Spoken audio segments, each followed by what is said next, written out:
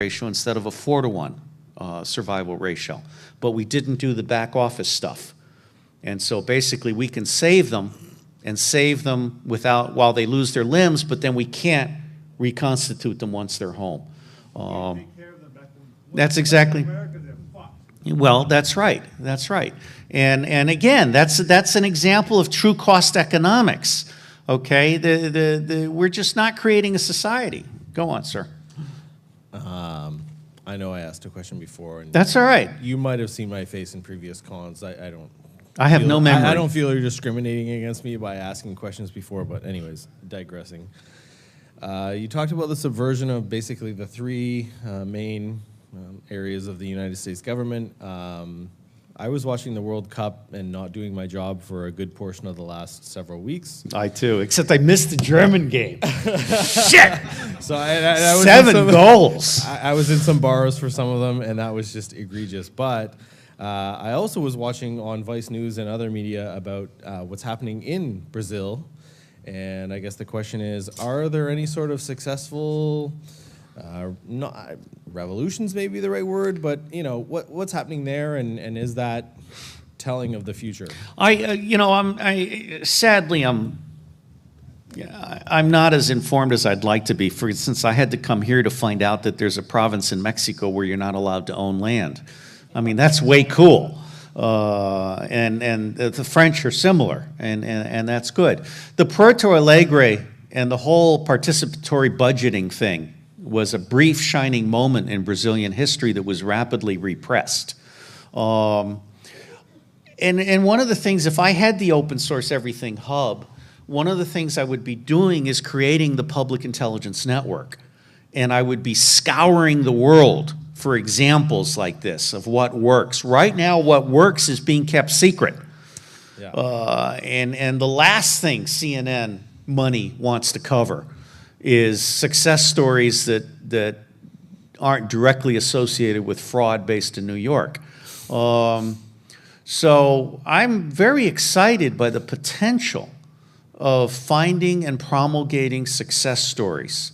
But I don't know of any myself. I mean, Singapore is a success story in its own right, and Lee Kuan Yew has done a great job there, but Singapore also has its limits. They really think that they can forecast the future rather than create the future. And part of true cost economics is creating the future rather than trying to forecast what all the other morons are going to do. Which seems like that's all what's happening right now. Yeah. In this part of the world. Yeah. Thank you. My pleasure. Yes, sir. What can we do to smash the stranglehold from the Commission on Presidential Debates on the presidential debate? That's a very good question, because the League of Women Voters lost their integrity. Right. They lost the presidential debates because they had the temerity to ask questions that were not provided beforehand and to include third-party candidates. Had they had integrity, they would have said there will be no sex in America until we get the debates back. The Lysistrata strategy. And fuck you very much, okay? But they weren't willing to do this. I mean, you know. That's the strategy of Lysistrata by Aristophanes. There's a Greek play where the women withheld their intimacy, and it worked. Yeah, well, I think there's a lot to it. You know, life goes round. But the League of Women Voters lost their integrity. I mean, if I had been their president, I would have raised holy hell. And unfortunately, they chose to go along with it. And I'm sure it was accompanied by some large donations and some side deals, but they lost their integrity. Now, one of the things that is starting to happen, I mean, there's this Christina Tobin, I think, Fair and Free Elections. She ran some parallel debates this last time around. But does it get coverage? You know, that's the question. Well, but she didn't do it completely right. For example, Andre Barnett was the selection of the Reform Party, and she didn't include him. And I don't know whether she's prejudiced against black bodybuilders or just the Reform Party.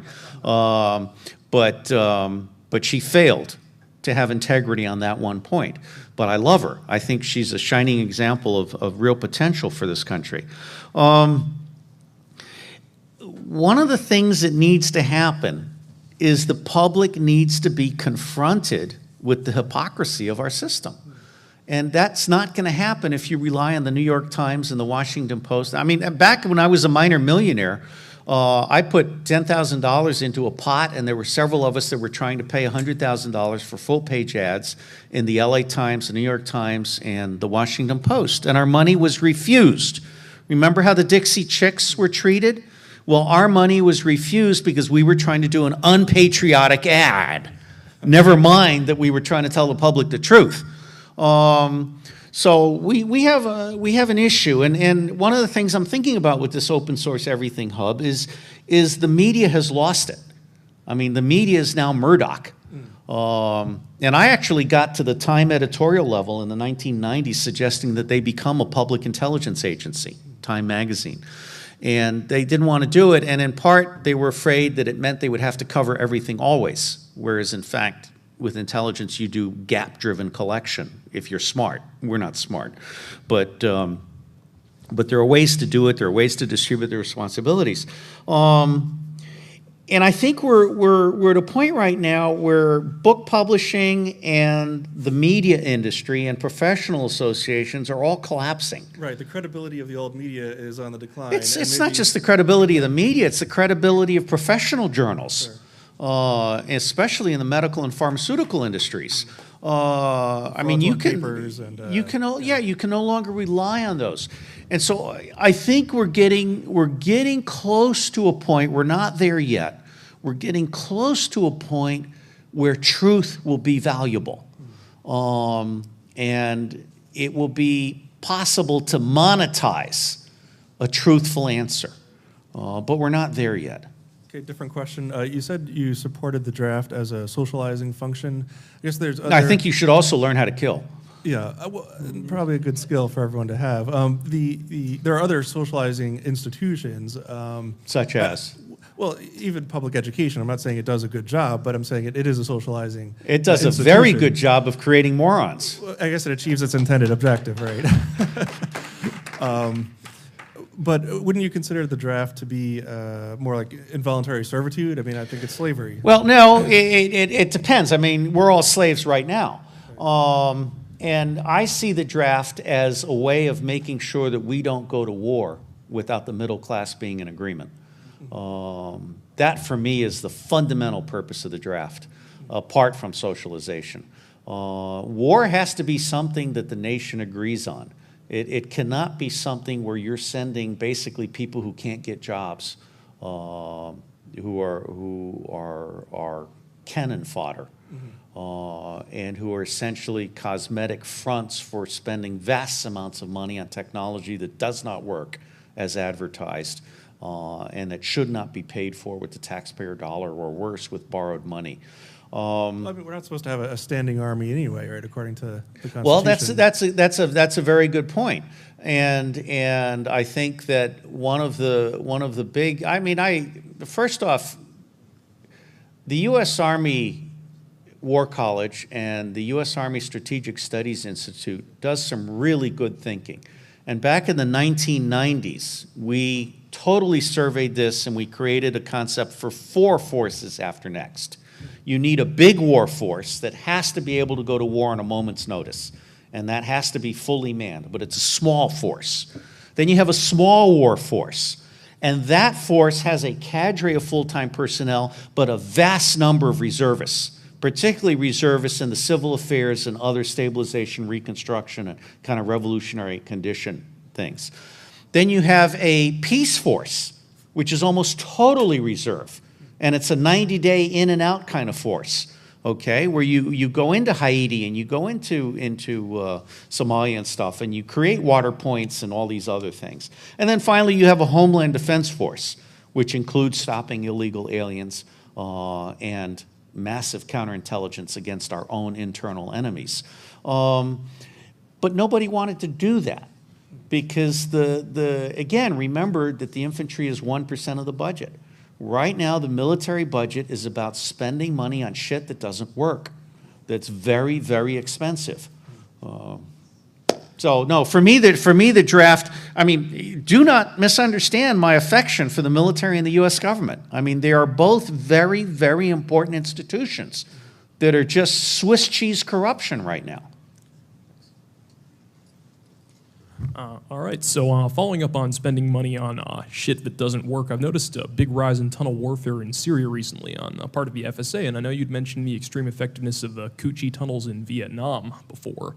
I'm curious if you think subterranean warfare is going to continue to kind of take off, and if you think we're as ill-prepared for it as we were with tunnel rats in Vietnam, aside from a couple bunker busters. I'm sure we've made some advances in subterranean detection. I'm not familiar with it, but I just do not underestimate the capacity of human beings who are highly motivated to do things that are just amazing. And I also, yeah. Would that include deep underground military bases, getting back into the more foil hat territory? No, I don't think it's tinfoil hat territory at all. I mean, I think there are massive underground installations across the United States of America. Possibly dug with nuclear subterranes, or are we getting too far afield? No, there's, excuse me, far afield in this room?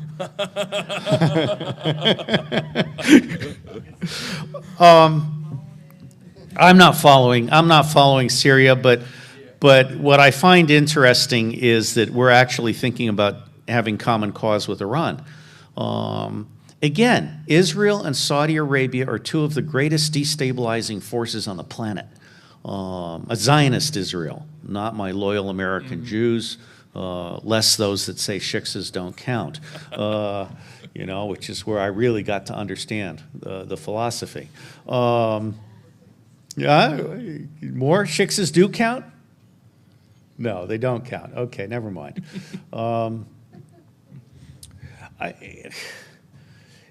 We should be concentrating on creating a prosperous world of peace. That's the only, oh, bless you. Thank you. All right. Caffeine free, are you out of your fucking mind? It was all we had. It was all we had. That's right, he was blind at the time. Thank you. I mean, I'm glad to lubricate my throat, but I'm going to have to pee at some point. We should, the profit from peace is extraordinary. And it just kills me that we're literally committing national suicide. I mean, there's a great book, National Suicide A to Z. We're committing national suicide. And I don't know how to get out of it. I feel very helpless. And I only come here to be with other helpless people. Support group. Yes, exactly. All right, shall we call it a night, or are there more questions? Oh, I won't stop. I mean, yeah, please. Just a quick question on what you think is going on in Ukraine. Do you have any? Oh, yes, the Israeli covert action with the decomposing bodies. I have, what? Oh, he woke up. Okay. Let's unpack this.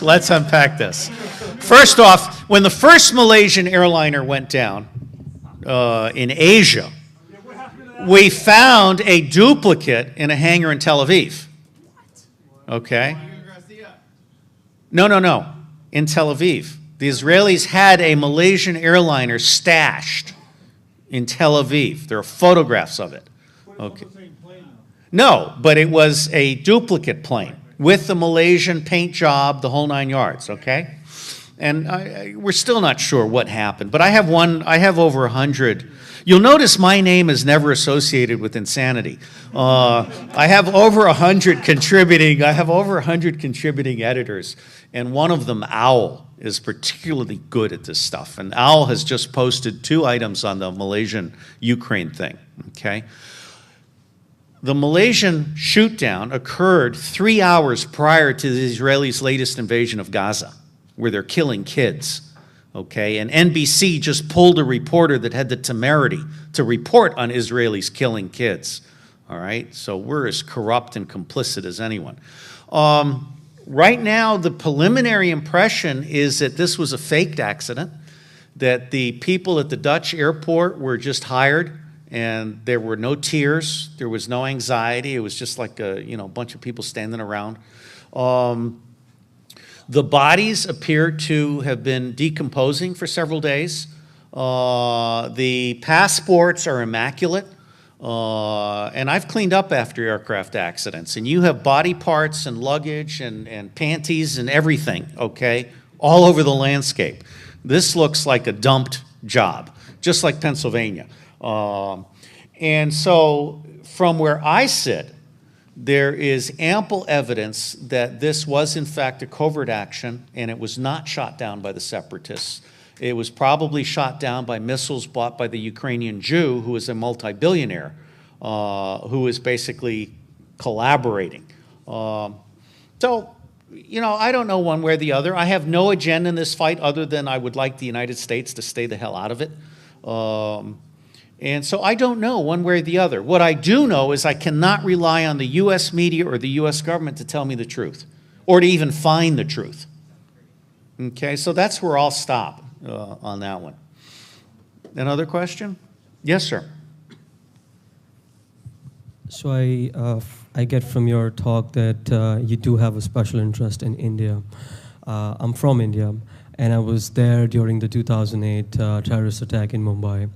And excuse me. Planned and organized by the Pakistani ISI with help and funding from the CIA? Pretty much where I was getting to, but is that, could you kind of shine a little more light than... I feel your pain. Because it seemed, and what do you think of... Look, we're promoting terrorism. I mean, in Vietnam, we were bombing fucking Jewish monasteries. And we were supporting a Catholic Mandarin. We do all kinds of stupid shit for the same reason Clinton got a blowjob, because we could, okay? I mean, really, we do stupid shit that has no adult oversight. There's no explaining this. Now, if I were India, I would be a little more aggressive with my counterintelligence. I think India does some really good things, and I would love to help the Indian intelligence community. Part of it is being able to account for everybody. And part of it is to do a better job of watching American money. So what's your question at this point? Well, I think you kind of answered it, but I think it led to something else. Now that you spoke about Indian intelligence, isn't Indian intelligence one of the best sources of intel within Afghanistan for the U.S.? Part of the problem is the U.S. has been in love with Pakistan. And it's had a love-hate relationship with India. And I'm not really as familiar with this as I could be or should be, and so I don't want to give the impression I have any kind of authoritative answer. But on balance, I think the Americans are desperately reliant on Pakistani lies, and they're not listening to India enough. And also in our State Department, we have factions. And in our State Department right now, we have a faction that's been trying to throw Ghani under the bus and deliver the election to Abdullah. This is the Holbrooke-Dobbins thing, and Dobbins just got fired for being an idiot. And so part of the problem with the U.S. government is it lacks integrity in how it collects information and uses information and makes decisions. And poor Obama. Obama doesn't have a central intelligence agency he can rely on. Well, you know, if there's one thing I agree with John Brannon on, it's that we should eliminate the DNI. We should just close down the DNI, get rid of it. Yeah, that's been a mistake. But I would like to see, I'll tell you, I think of India as the brain housing group for the BRICS. And I think India could do vastly more than it is doing now. Now, it's not for me to be critical, because India is the most complicated country on the planet. And it has done really, really well, from what I can tell, but it can do better. For example, Richard Stallman has told me that India has listened to him about open source in the universities, but what's holding them back from open source everything? I mean, my goal would be for India to not buy a single fucking thing from the United States in the next 5 years, and actually learn how to produce all this stuff and make it open source. So I don't have any opinions other than that I would really love to create something in London that then explodes toward India. Thank you. My pleasure. Yes, sir. Are we going to be here for much longer? I mean, should I like go pee and then come back ready to do another hour? Or? Well, take my, yeah. Okay, all right. Then let me do your question, and then I'll do a quick 2-minute break, and then I'll come back. Well, I got 2 questions. How Oh, you have 2 questions. So go to the bathroom. Take your time. You've earned it. You've earned it.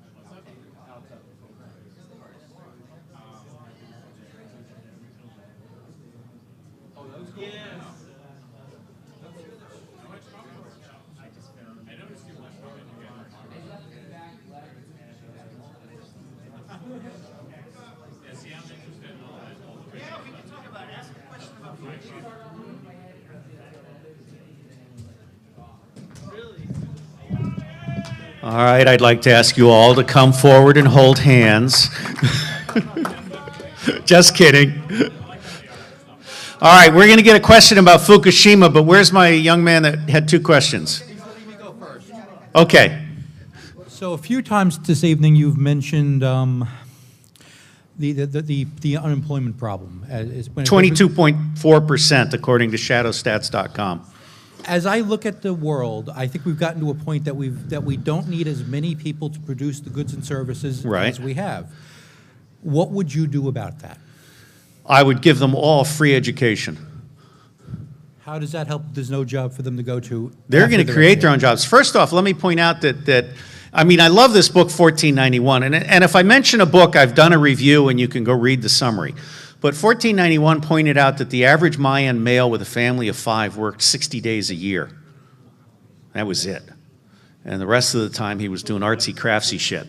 Okay. Huh? So the white man came in and destroyed Yes, sir. I like to work 6 days. Oh, no, I'm going to give this back, because I won't eat it. Okay, but thank you for the thought. He needs caffeinated beverages. No, I'm good. Yes, sir.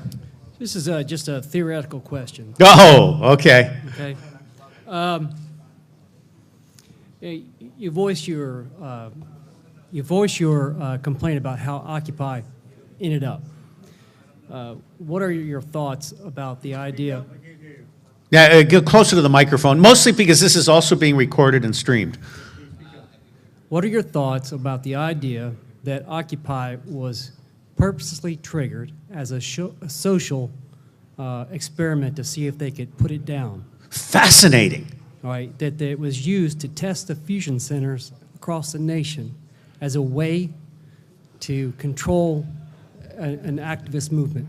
That's utterly fascinating, and I wouldn't put it past the Department of Homeland Security to be that smart. I mean, I consider Boston to have been a fraud. I consider Boston to have been an experiment at an entire lockdown for a city, and all of the victims to have been fake.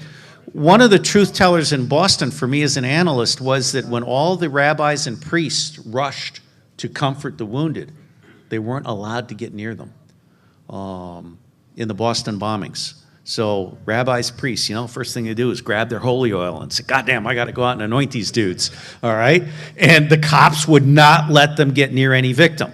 And one of the amputees in Boston, I don't think there were. There were, in fact, the triage in the hospital, they only had 6 people. And the amputee that was the whole big thing was completely dissected and then was found to be an actor who worked for a company that specializes in providing amputees to battlefield simulation exercises. Okay? All right, now coming back to you, I think that's a fascinating idea. I think it's utterly, utterly plausible and possible. Occupy may well have been intended to fail. And if so, we should take lessons from it. But yeah, I don't have any problem with that possibility. Any follow-up or? I've been following you for years. I've been trying to use your... You look awfully clean cut to be following me. I mean, I've been thinking to myself, this is the FBI guy.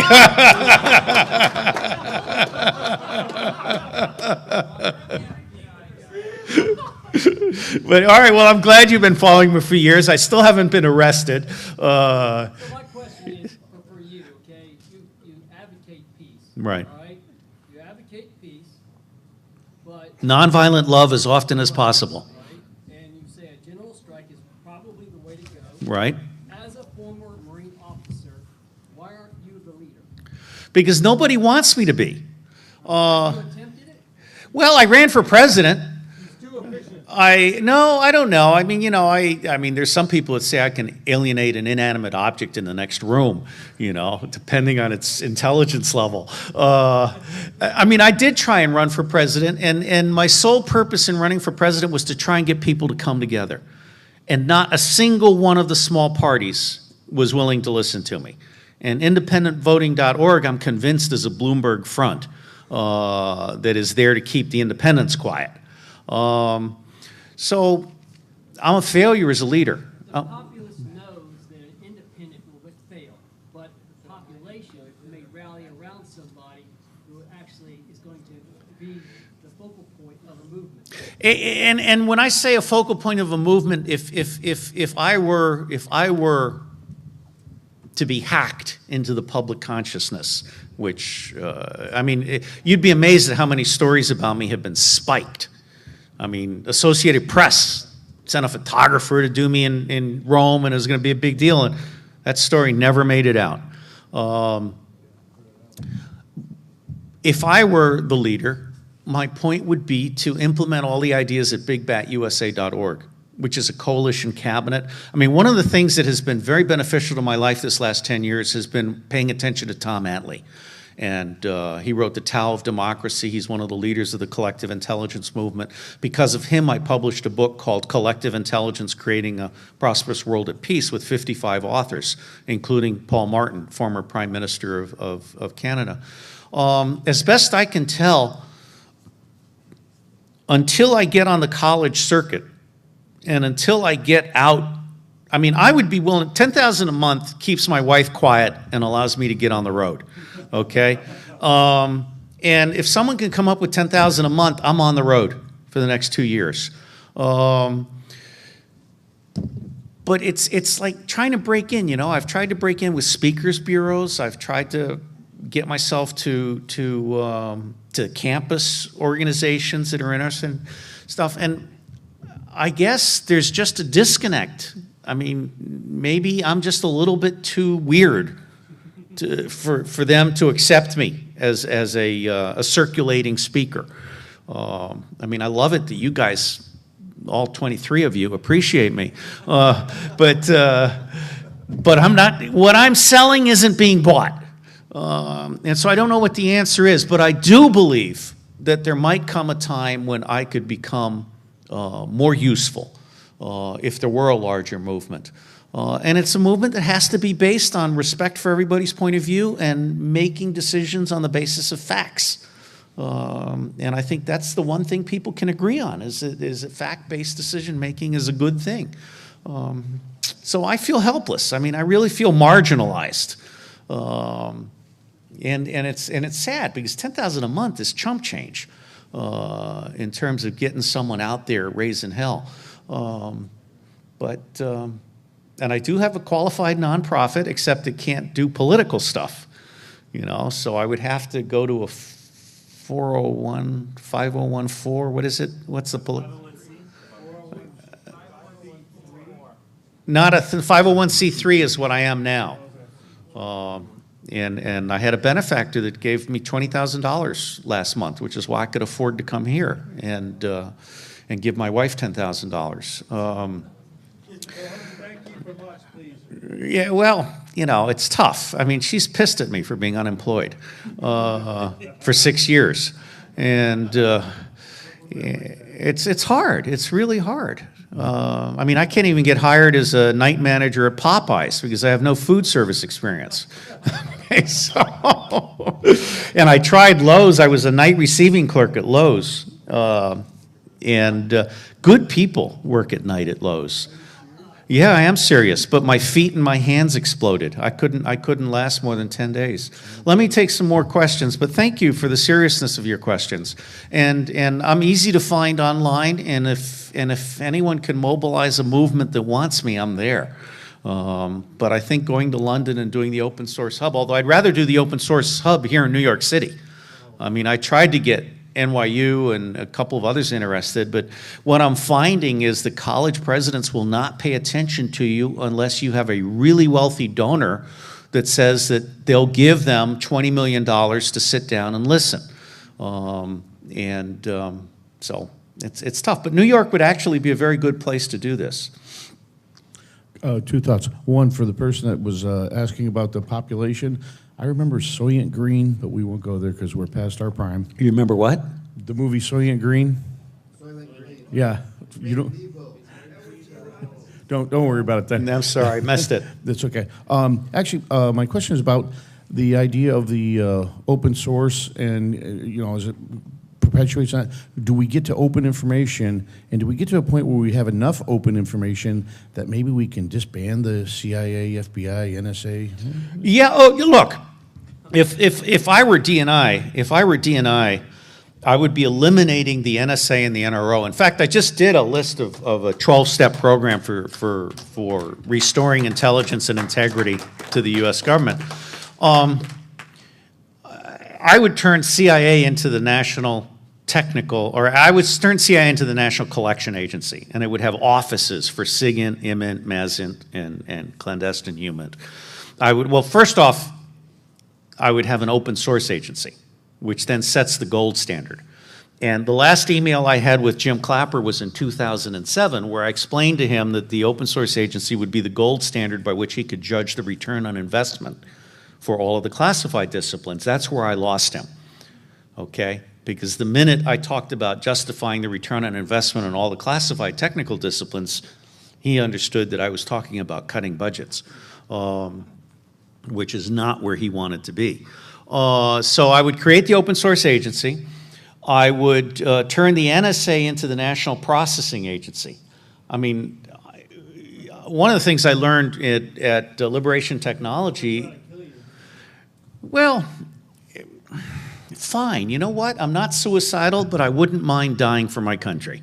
Dark fiber has impressed the shit out of me. Hunter Newby and Allied Fiber and the stuff that's going on here in New York City with dark fiber. I want to put the ISPs out of business. And I really believe in community-owned dark fiber. And I really believe in free Wi-Fi. So I would turn the National Processing Agency into a national dark fiber distribution network. And And ultimately, 80% of our information, 80 to 90% of our information should be open source. I mean, one of the problems right now is that we're spending all this money collecting classified information through secret means, intrusive secret means, and we're not processing it. At the same time, we're not spending any money at all collecting open source information in 183 languages we don't speak, okay, which happens to be highly relevant. And one of the things that just came out is that there's a new book out called Poor Economics. And what it talks about is how we don't know anything about Africa because all of the statistics and everything are hosed. But I would turn DIA into the National Analysis Agency. I would actually require that every cabinet be justified based on analysis at the strategic, policy acquisition and tactical levels. I would create a counterintelligence agency that would start with cleaning out the FBI. And we actually need to get serious about counterintelligence. This is the sucking chest wound. If I've learned one thing in pursuing open source initiatives this past 10 years, is that until you get counterintelligence right, everything else is a lie. You have to get counterintelligence right, and we don't do that. So, question over here.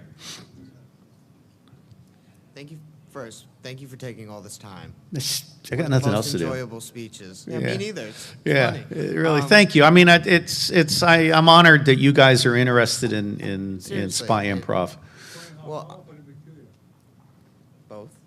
What's your question? Well, first, I was wondering if you see alternative or free energy gaining a foothold in major markets in the foreseeable future, maybe in our lifetimes? Yes, in our lifetimes. I mean, I'm fascinated. The price point on solar is coming down dramatically, and IBM has had a major initiative where it's getting an X factor on the solar. And I think thermal and wave and wind are all coming down. The price points are just nosediving.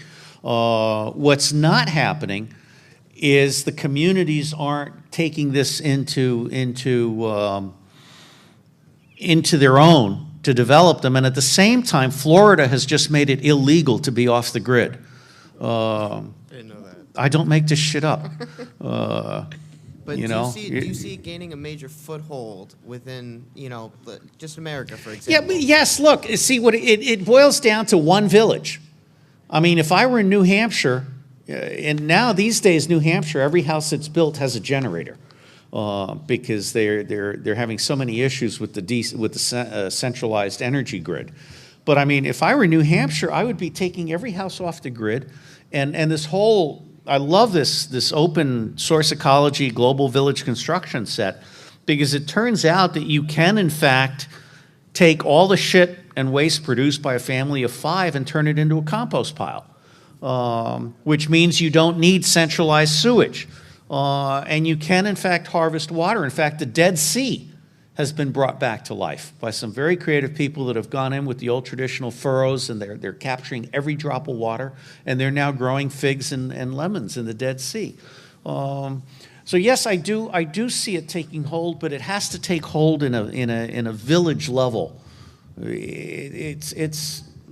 It's isolated, hang together, hang separately. But yes, I do see it taking hold, especially as unemployment goes up. I mean, we're getting to where we can't afford the way we're doing stuff. I do have another question. Yes. How do you see national political spheres of influence changing? National what?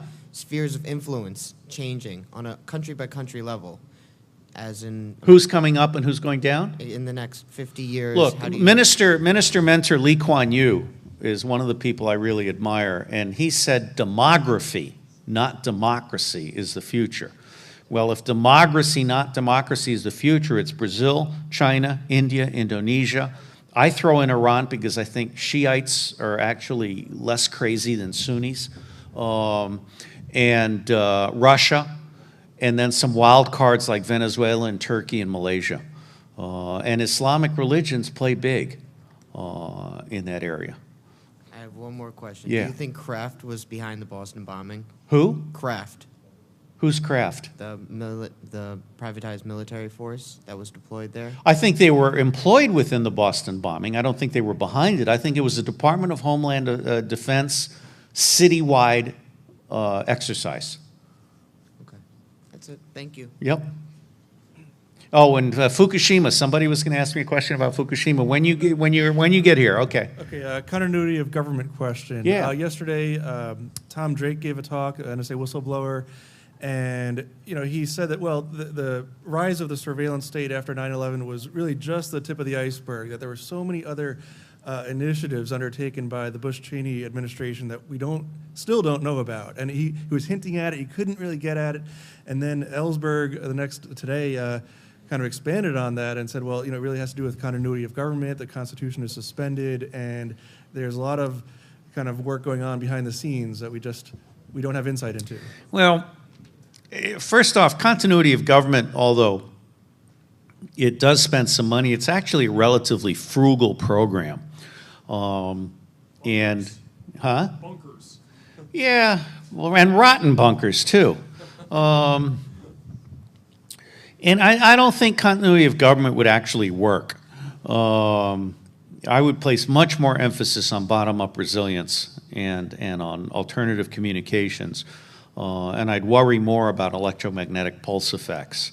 But in every exercise ever run under Dick Cheney, Congress was never constituted. I mean, he's absolutely an executive kind of guy. For me, continuity of government is just one other program where money is being spent without accountability. I don't see it as evil in an evil sense. It's just another program. Yes, sir.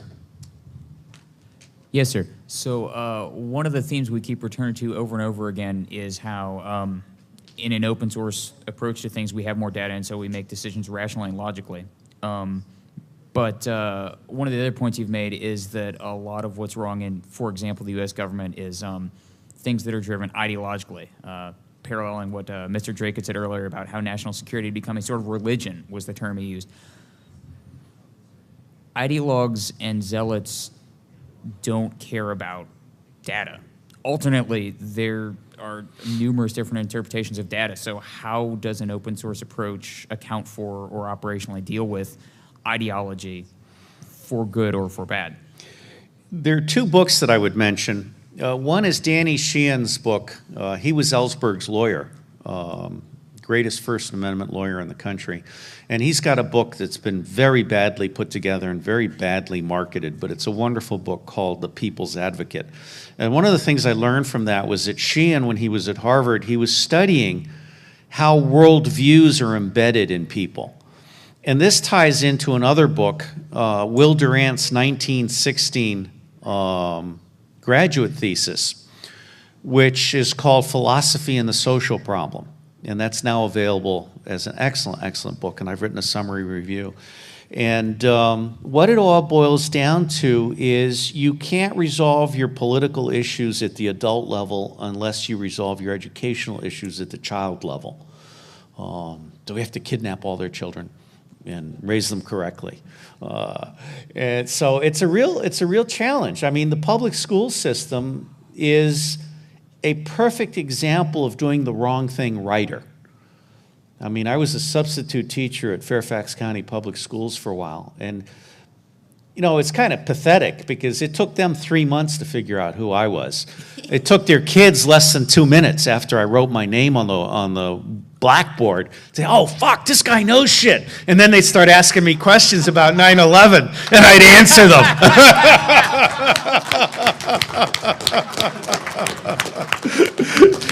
So I was eventually told not to come back. I mean, how dare I answer questions from the kids? And they teach to test, and what used to be the normal school curriculum is now called honors, and what used to be honors is now advanced placement. And it's just the whole thing has been dumbed down and inflated and just totally morphed into largely worthless crap. Which is why I've supported, one of my kids dropped out, GED'd out. He wasn't going to put up with that shit, and then got himself into Rochester Institute of Technology on scholarship. So now he's part of the San Francisco mob. My second son just kind of faked his way through it, and now he's getting straight A's in college. And my third son is what we would call the anchor man in his high school class. The lowest possible passing grade. So I guess they each took the school in their own way. So we have to, education really, and how we educate people. I think one of the reasons I'm so excited about the handheld, and when I paid for the Earth Intelligence Network, we came up with the concept of educating people one cell phone call at a time. And so we basically have to get young people really, really excited about educating themselves and then get out of their way and help them learn what they want on their, Well, you know what? I tell you, if I had to do it over again, I'd give serious thought to homeschooling. Because homeschooling is a very efficient way. However, homeschooling is also how a lot of kids are being filled with extreme right biblical idiocy. My kids that are being homeschooled. Well, I'm very happy for them. You had a question? Oh, no, thank you, sir. Actually, can I just add this? I was a public school teacher for 2 years, and everything you said about the public school system is completely true. Yeah, no, and I like Gatto's books, you know. I like Gatto's books. All right, one more victim. Oh, wait, no. You've asked a question before? No. Okay, all right. You, and then you guys kind of get yourself sorted out. But I won't leave until that line stops. Okay, thanks for everything this evening, sharing your thoughts. I'm not sure if this is out of scope or what. There is nothing out of scope. What part of that don't you get? Okay, I've got some, observations and concerns about the evolution of technology, in particular certain technologies where there's a convergence. I'm thinking about drone technology, where the size of the physical size of these things is coming down to a micro miniaturization scale. And when you project what's happening with that technology and you mix it with the evolution of camera capabilities, and you tie that in with facial recognition and the ability to take a wireless connection and hit a back-end database. A little bit. You put all that together, and how do you see the impact of that convergence on the human experience? E.O. Wilson wrote a book called Consilience, The Unity of Knowledge. And his basic point was why the sciences need the humanities. We are retards when it comes to philosophy and ethics. And unfortunately, we've allowed science to develop in ways that are out of control. And we have completely lost sight of the precautionary principle. We've completely lost sight of community consensus on how to use technology. And so my basic bottom line here is that the sciences have developed without the maturation of the humanities that are needed to consider that. And again, true cost economics comes into play here. The reason I'm so excited about true cost economics, there's J.Z. Liskowitz, who used to be based in New York. He did a one-year study on the true cost of a cotton T-shirt. And we briefed that here a few years ago. And it includes X gallons of water and X grams of fuel and toxins and child labor and all of this stuff. So one of the things that gets me excited is the idea that eventually we're going to be able to show the public the true cost of every product, service, behavior, and that is going to have a market-changing effect. For example, if and when the public becomes conscious of the fact that Nestle and Coca-Cola are basically sucking the aquifers dry in order to sell this shit, which I should not be drinking, then it will change how people view these goods. Will it be too late by the time that there are millions of micro drones that are able to enter buildings where you would think you would have privacy, and we could be overwhelmed I by don't know. this. I mean, you don't have privacy from Apple now. Yeah. There's all kinds of issues. I honestly don't know what the answer is. However, I have a lot of faith in humans, and I have a lot of faith in the ability of the industrial complex to fuck it up. So I'm less worried about that but it will be interesting to find out. I mean, eventually we may have to build community-based mesh networks that zap micro drones like flies. Interesting. Thank you. Yeah, yes, sir. Yeah, I was wondering if you have any thoughts on why they legalized weed in Colorado. Why they legalized weed in Colorado? It's fucking about time. Look, I appeared in a movie called The Last White Hope, and it was about CIA smuggling billions of dollars worth of cocaine into the United States through its Nicaraguan guy, and then Ricky Ross was just a self-made millionaire. And what I said in that movie, which was, God, 7 years ago or whatever, I said marijuana is right at the seam between government because I told you so and common sense of the public. Okay? Marijuana, as best I know, I still haven't smoked it because I still have clearances and I still hope one day to have something to say about the future of the U.S. intelligence community. So that's a small price that I have to pay. But as best I can tell, marijuana is not only good for you, but by decriminalizing it, you're creating revenue opportunities and community stabilization and a whole bunch of good things, and I see no problem with it. And I believe that 27 states now have legalized marijuana for medicinal purposes, and I expect that to sweep across the country. My obvious concern as a parent is, would it lead to ecstasy and other variations and so forth, and as best I can tell, it's not doing that. So I'm glad for Colorado, and I'm absolutely glad that Colorado is proving to be a poster child for why marijuana should be legalized. Yes, sir. You mentioned Indonesia before. Them being the third largest democracy. What do you think the most recent elections? I don't know. Do for us. I haven't been, in Indonesia, I haven't been paying attention. But I think Indonesia has enormous potential. I also think Singapore is going to expand, and I'd like to see a new economic zone that builds out. And if I were advising the Singapore government, I would be offering China a military naval base on that. There's a nice portion of Indonesia that's ideally, I would close the Malacca Straits. I'd build a canal across the isthmus up north, and I would close the Malacca Straits to major traffic. And I would turn that into an economic maritime tourism eco zone. But I would give the Chinese a military base to kind of pay for all of that. Anyway, I'm very impressed by Indonesia. And I think Indonesia is an example of Islam and the state being well suited to one another. I also remember the Indonesian president that told people to send him an email if they wanted to report corruption, and he got 3 million emails. So that was good. Yes, sir. Yeah, quick, Fukushima. Yeah, Fukushima. What's your take on that? What do you think of it? It didn't happen. It was, oh, come on. I'm just playing with you. Well, there's a possibility that Fukushima was caused by the Zionist Israeli government. But the bottom line here is that we are so grossly irresponsible around the world with respect to nuclear power. Most nuclear plants being located in floodable zones.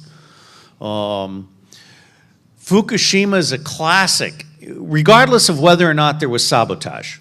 Fukushima is a classic example of both the Japanese and the American governments essentially lying to everybody and failing to put the resources in.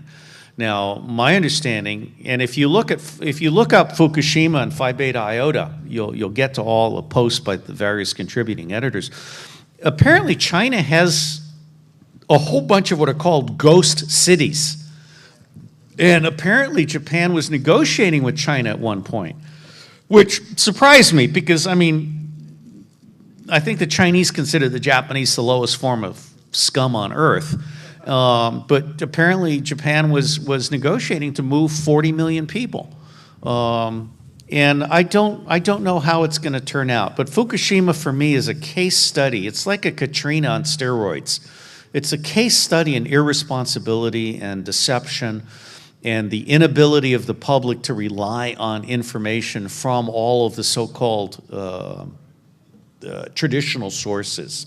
Now, I think Fukushima today would be a very interesting place to apply a crisis mappers approach and to actually get micro data and make that public. But unfortunately, we're still at a point where the larger public won't pay attention even if the information is available. There's a wonderful book called Fog Facts, and it's a book about information that's known but not acknowledged. So Fukushima, we'll have more. I mean, I'm waiting for a nuclear disaster in the US. We'll have more of those. Now, what I don't have a good appreciation of how much damage it's done to the Pacific Ocean. It appears that the damage is less than was initially believed to be coming. Yes, sir.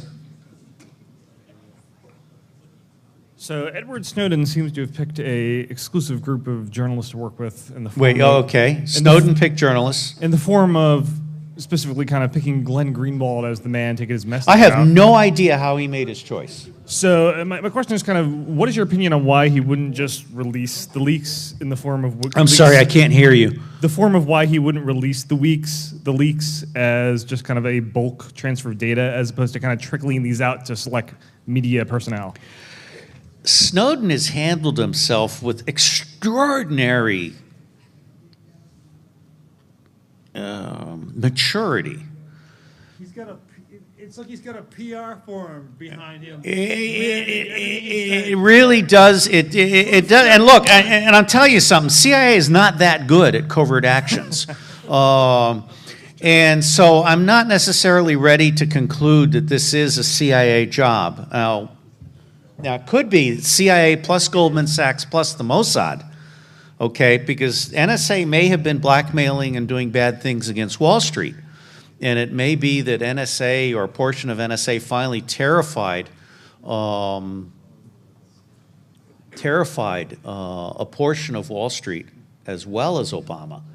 And they may have basically all come together because Snowden has been operating at a level of perfection far beyond any that I can comprehend from any normal human being, and certainly one lacking in the advanced education and so forth.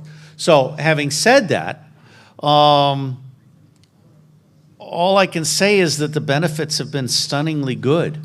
And I must say that meeting his parents here took my appreciation of Snowden another 20%. I mean, I started at 50, I'm now at 90% in terms of appreciating Snowden and what he's done. And that last 10% is my questions about who exactly is behind him. Gotcha. Do you feel he's learned from kind of the failures of WikiLeaks just dumping a massive amount of data and having the public kind of parse through it as opposed to having a I'm not journalist sure. who can parse it? I'm not sure he was that thoughtful about it.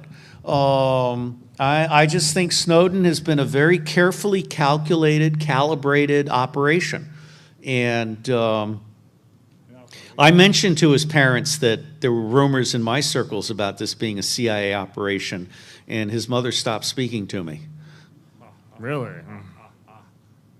That's a bit telling. Well, it may not be as telling as it could be, but I think I scared her a little bit. And so I'm not going to worry about it. I like his parents. And on the strength of liking his parents, I give him more credit. Thank you. Yep. Good question, man. Thanks. Oh, yeah, the Snowden thing has been driving me crazy. We're going to have to retire you from questions. All right, this is your last question. I forgot what I was going to ask because I'm Okay. so obsessed with Do you want to think about it while he asks another question? No, I don't. Actually. Okay. Okay. So I'm gonna ask. I'm gonna come back at you with the Snowden stuff, with the CIA stuff, because I really think there is a CIA involvement with Snowden controlling him and pushing him and. Well, it's talking not about- that hard to rendition people out of Hong Kong, and I Right, noticed but that he survived that. Right, and I don't want to regurgitate stuff and whatever. I know there's such a huge audience here that probably have heard this, but whatever. My question was this time was the election, 2016 election. What do you think? Is it really going to be Jeb Bush and Hillary Clinton, or is it going to be somebody else? Well, that is a very good question. I don't think Hillary is electable. I think she has on the one hand had too many issues when Benghazi, on the other hand had too many issues with failure to perform. She's looking very old and feeble. And, what's that? Well, Hillary has her own Monica. What's her name? So, I just think that it's not going to happen. Now, Jeb Bush supposedly was going to be the candidate in this last election. Absolutely. They were going to do a convention deadlock, and he was going to come forward. God help this country if we allow a third Bush into the system. What's that?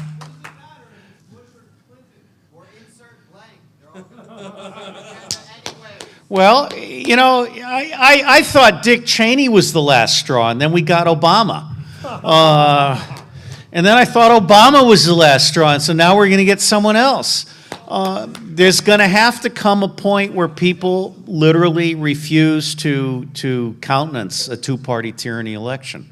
I don't know when that point will come. Certainly, I believe that Ron Paul and Dennis Kucinich could have taken it in 2012. And I believe that there's still time to make 2014 a litmus test for electoral reform and to elect a coalition government. I mean, what we need now is a government of, by, and for we the people. And somebody should be able to put that together. I know how to do it, but I don't have anyone that's listening to me. So it's a problem. So, all right, you're retired, and next guy. I know that, but I'm going to go on strike.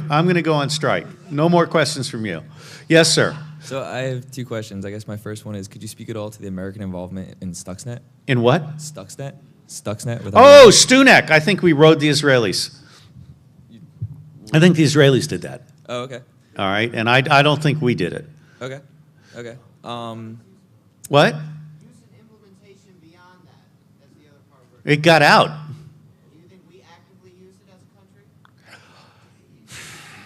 Look, my bottom line on stuff like that is we're generally not smart enough to get it right within the government, and we're generally dumb enough to let it get out of the bag and go in directions we have no clue it will go in. So I think the Israelis did it for their own purposes, and then we made it worse. It's just my bottom line. And then my second question is, what do you think about like the oversight with JSOC and all of the kill list stuff in Iraq and Afghanistan? Well, first off, I love the JSOC guys. I think they're really decent human beings, and I think the SEALs were seriously pissed off at finding out that the bin Laden they killed was a fraud.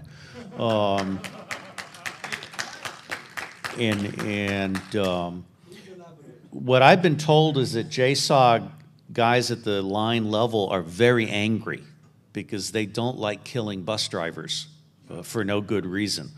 The targeting has just gotten insane. CIA is out of control. I mean, I was able to get an email to Brennan before he left the White House, and I said, for God's sakes, cancel the drone program and get back in the business of decision support. And Brennan just, I just can't explain it. I mean, for all his limitations, he could have been a great director of CIA, but he chose not to be. He chose to just let the system keep going. The drone program should not be at CIA. In fact, it shouldn't even exist. Drones are an excellent clandestine observation device, and they're a wonderful way of achieving things for imagery and reconnaissance that we cannot do with satellites. They should not be used to kill people. That should be one guy with a stiletto. Again, the whole bin Laden raid, that should have been 5 guys with silencers coming out of a safe house. Blackwater was blown in Atabad a year beforehand, and there have been at least 6 bin Ladens. I'm pretty sure bin Laden died in 2001, and Deputy Secretary of State Steve Pesniak is on record as that. If you want to have a good time, go to Phi Beta Iota and look up the bin Laden story. There are 90 entries there, including photos of the 6 bin Ladens. So another question. Yes, sir.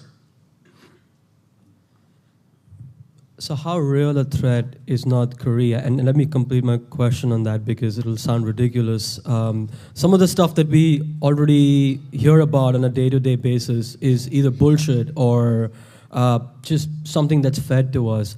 I mean specifically in terms of allowing other countries that may or may not be friendly with the US or anybody else in the world to exchange technologies that are restricted. Example, Pakistan got the missile technology from North Korea in return for nuclear technology, and that's how Pakistan was able to create a nuclear missile which could reach India. So in those contexts, how in 2014, how much of a threat is North Korea in being enablers of that kind of stuff? And I mean, do you consider the regime in North Korea to be a puppet regime that's either remote controlled by the Chinese or maybe even somebody in the West? Well, I'm not expert in this area. I just have impressions. Impression number one is that the United States is the greatest proliferator of nuclear and other technologies. I mean, we gave the Iranians, the CIA gave the Iranians the plans for building a nuclear bomb. It had 3 little mistakes in it that they caught within hours, okay? CIA has also been instrumental in helping Pakistan with the nuclear program. Brzezinski basically gave the Pakistanis the complete go-ahead on creating a nuclear capability in return for harassing the Soviets in Afghanistan. So Zbigniew Brzezinski is the father of the Pakistan A-bomb. And he's never been held accountable for that, just like Henry Kissinger has never been held accountable. I mean, Kissinger's a guy who has been quoted in WikiLeaks as saying, the illegal we do immediately, the unconstitutional takes a little longer. And then it says in the State Department cable, laughter, okay? And these people are war criminals. But they're not held accountable. Nobody holds us accountable for the mistakes we make. I'm not sure what to think of North Korea. I mean, you know, it's kind of like East Germany at a very low level. And East Germany eventually fell. And I think North Korea will fall to South Korea's goodness. I mean, South Korea really has used education to leapfrog into a major economy. I don't know where we are in terms of getting North Koreans the ability to connect to the internet with or without their government's permission. But eventually, I think North Korea will open up. I think Cuba will open up. So I don't spend a lot of time thinking about North Korea other than as a place where really insane bad things happen. Non-state actors getting nukes? What? Non-state actors getting nukes in the future? Non-state actors getting nukes in the future. Manhattan Project was 70 years ago. Yeah.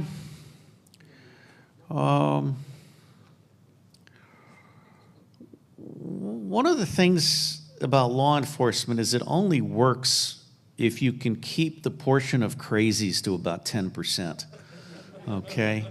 I mean, once you start going past that, you lose it, okay? And so one of the reasons I believe in good governance is because I know that we've got a certain threshold below which everything goes to shit, and we're there. Non-state actors have the capacity to do great, great evil. And unfortunately, state actors are doing great, great evil and not being held accountable. I mean, the United States of America is not being held accountable for all of the evil that it is doing in our name. And that troubles me. Because I mean, I believe there's a T-shirt on sale at Dulles Airport saying, "I love my country, but I'm really concerned about my government." People are buying this T-shirt because it captures the dichotomy, the Constitution and the idea that is America on one hand, and a government in which all three branches are out of control and no longer represent we the people. So, another question, yes.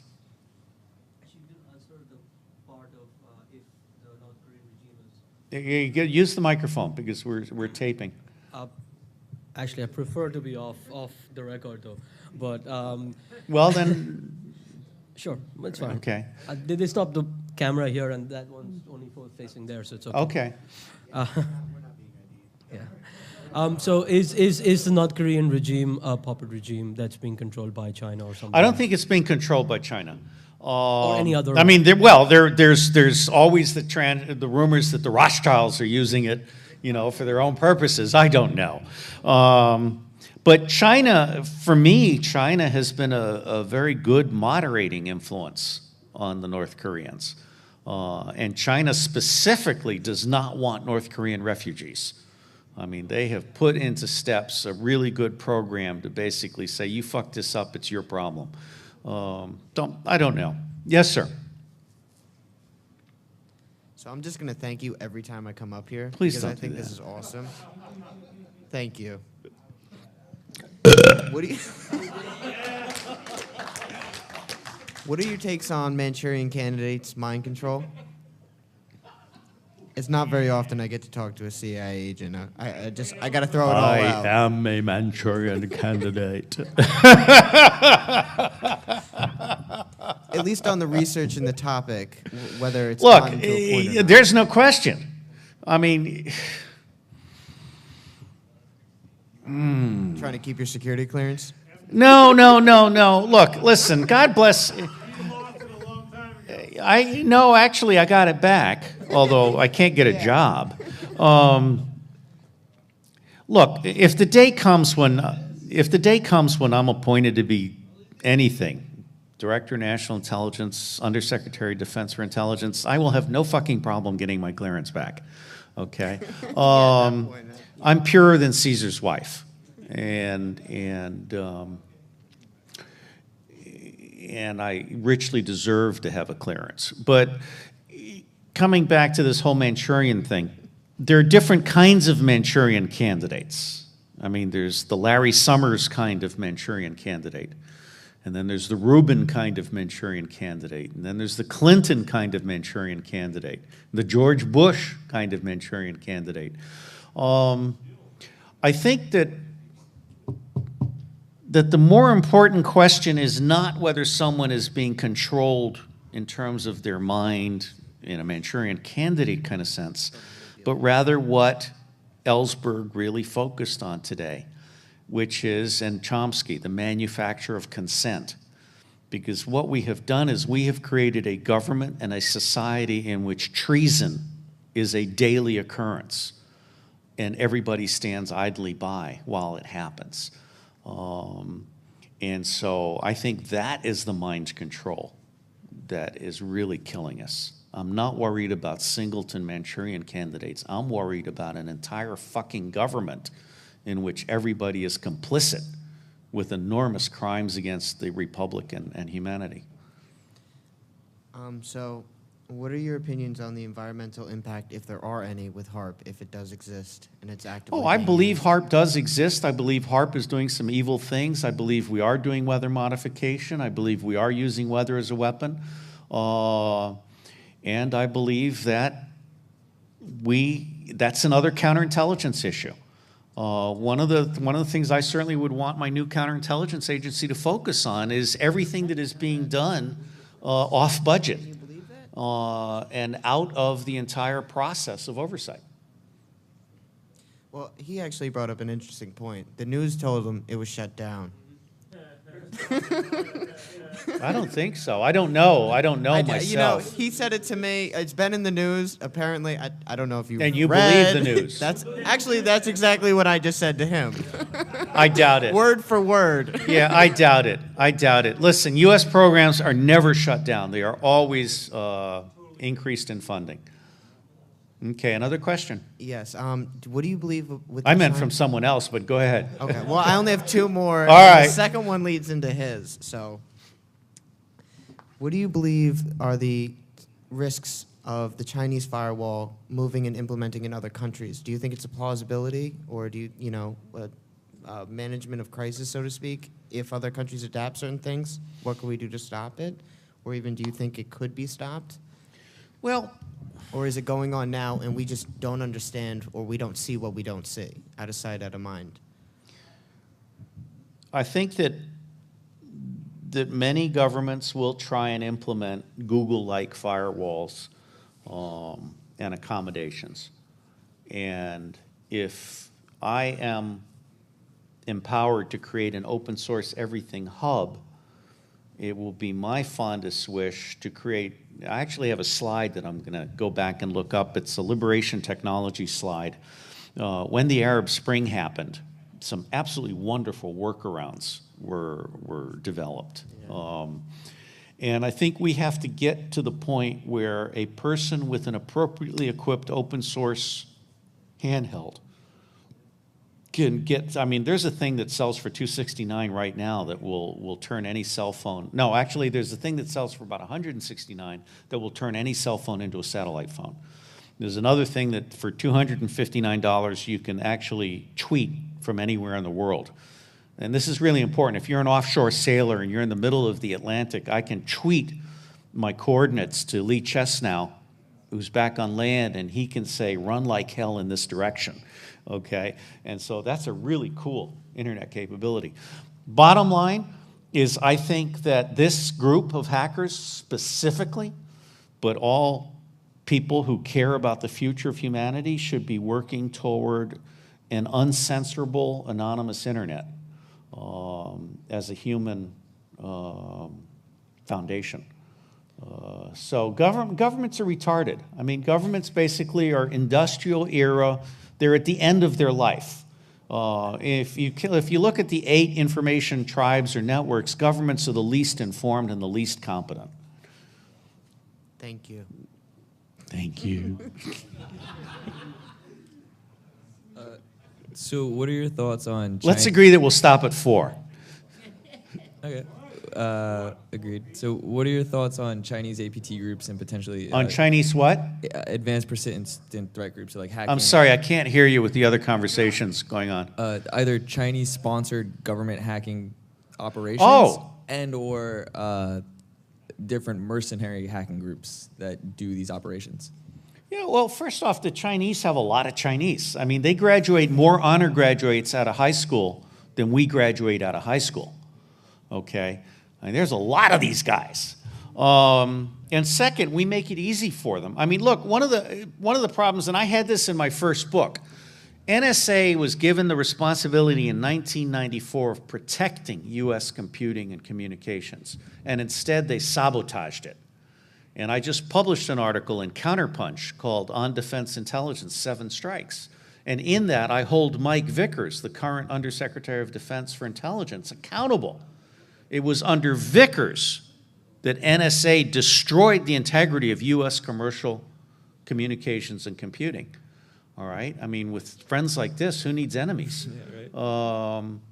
So I think China does what it does because we make it easy. Now, John Fialka wrote an excellent book, War by Other Means. And industrial espionage and electronic espionage has been going on for a very long time.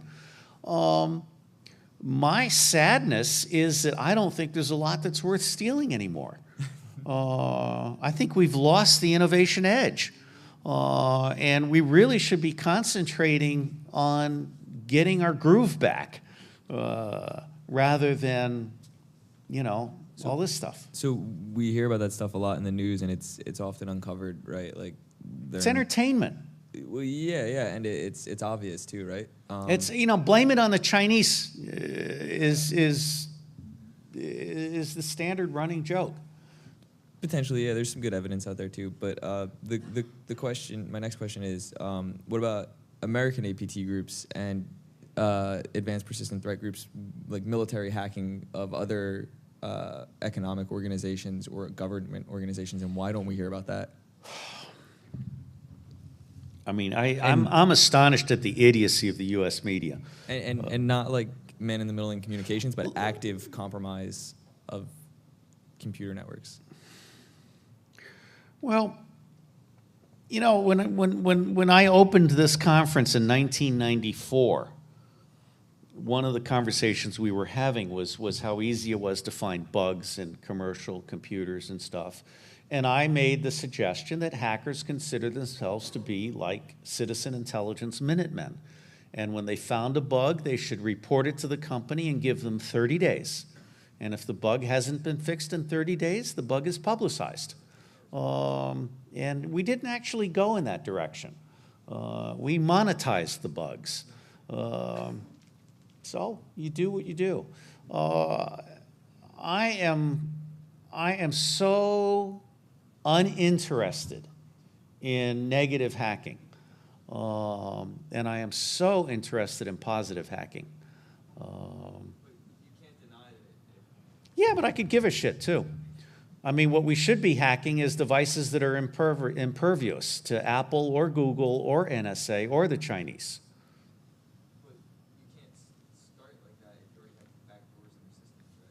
Well, you can start with a new open source system.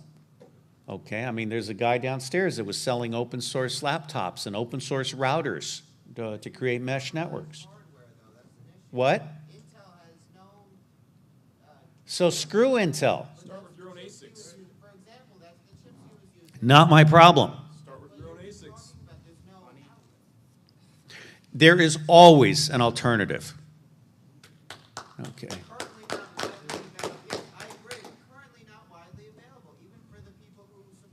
Why are you whining? You're whining.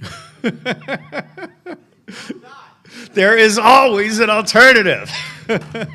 And if there's an open source hub, by God, I expect you guys to prioritize the gaps. Okay? I mean, a lot of people have said we use BIOS this and BIOS that because it would take too much time and trouble. Okay, well, I got 10,000 guys in India that would be very happy to earn $5 a day unfucking that problem. Sell it at 300% premium to you.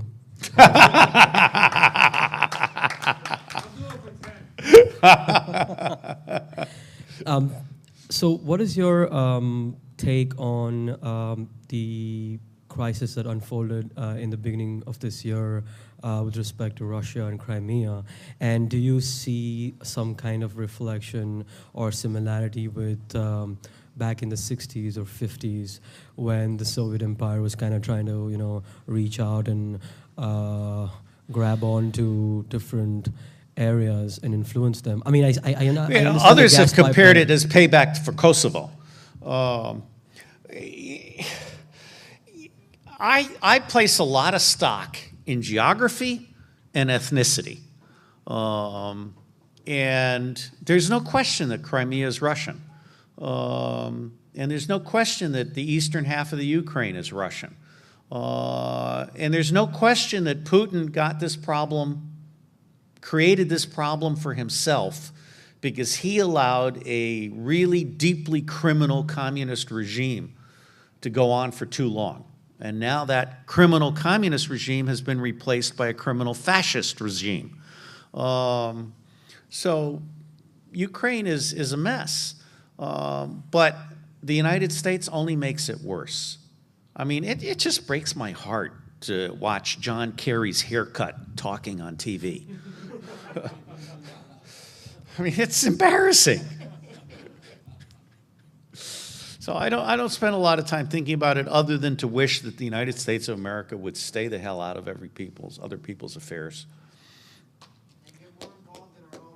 Well, I don't know if we want them more involved in our own. Are you offering me a slice of pizza? Yeah, I've got pizza. There's only a few slices left, but you get the first choice. All right. I'll take a slice of pizza, absolutely. Got to keep you in energy. We're only halfway through this puppy. Oh, fuck. Yeah, that's right. And broccoli, I was scared by a large Just take broccoli. the broccoli off. That's what I did. But it doesn't have any meat either. No meat, but look at it. No, that's all right. Don't give the vegetarians their pizza, but thank you for your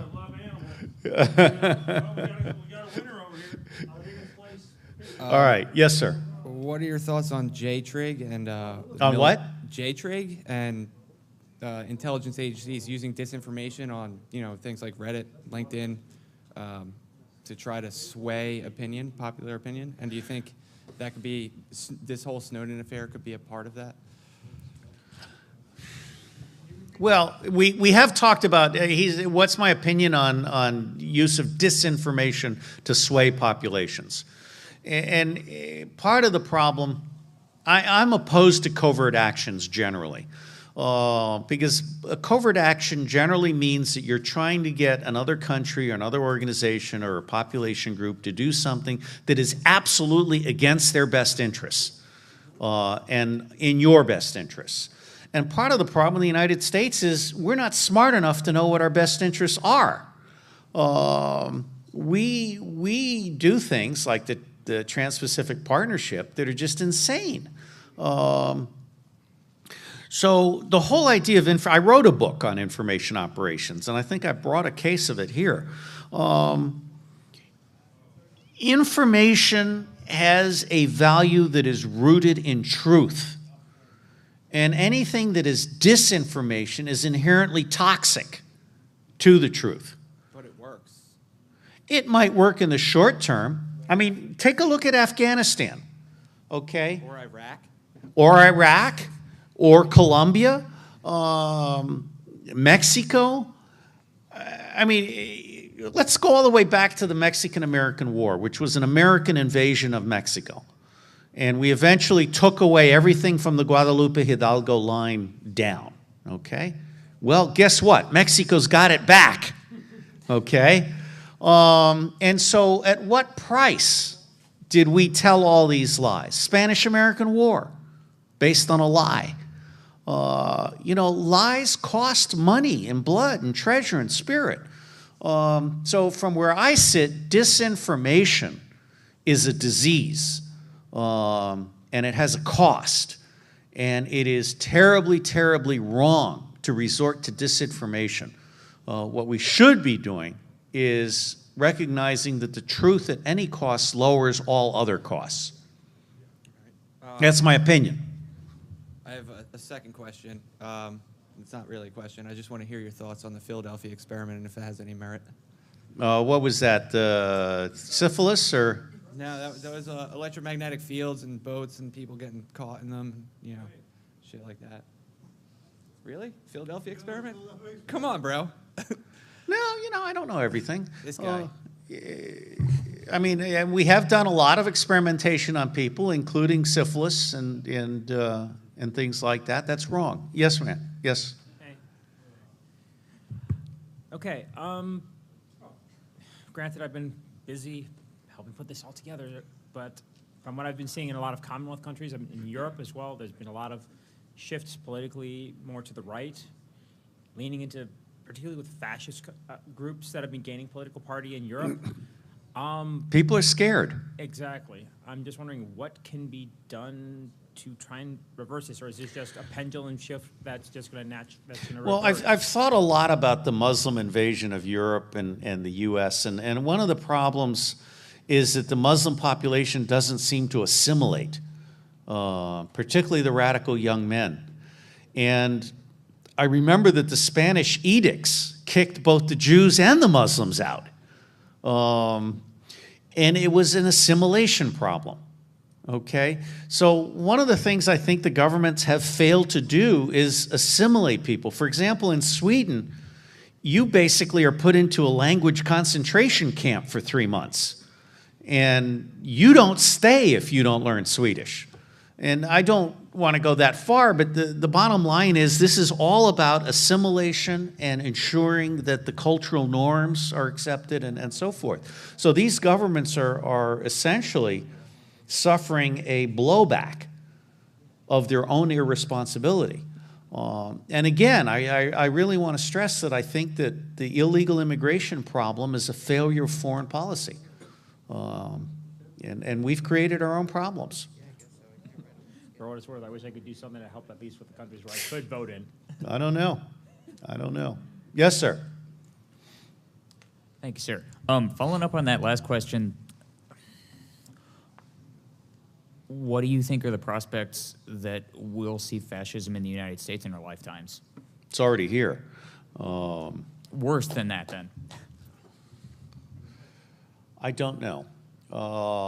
There's a split in the United States. I mean, there's the insane South, and then there's there's bastions of intelligence and integrity in the Northeast and the Northwest. I mean, America is a very divided country. And New York, I mean, I'm a son of New York. I was born in New York. And New York's a very interesting state, and it's been a melting pot, but I am not happy with some of the directions that Bloomberg has taken the place, with the militarization of the police and the clandestine nonsense that David Cohen has brought in. And of course, New York spends $75 million a year putting black people in jail for personal marijuana use. So I think fascism is a huge threat. And I don't know what the answer is. Thank you. Thank you again.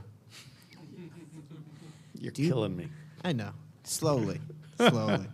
I actually have two questions. One, what do you believe the future of Africa would be, potentially? Or do you believe Africa With or without Bill Gates?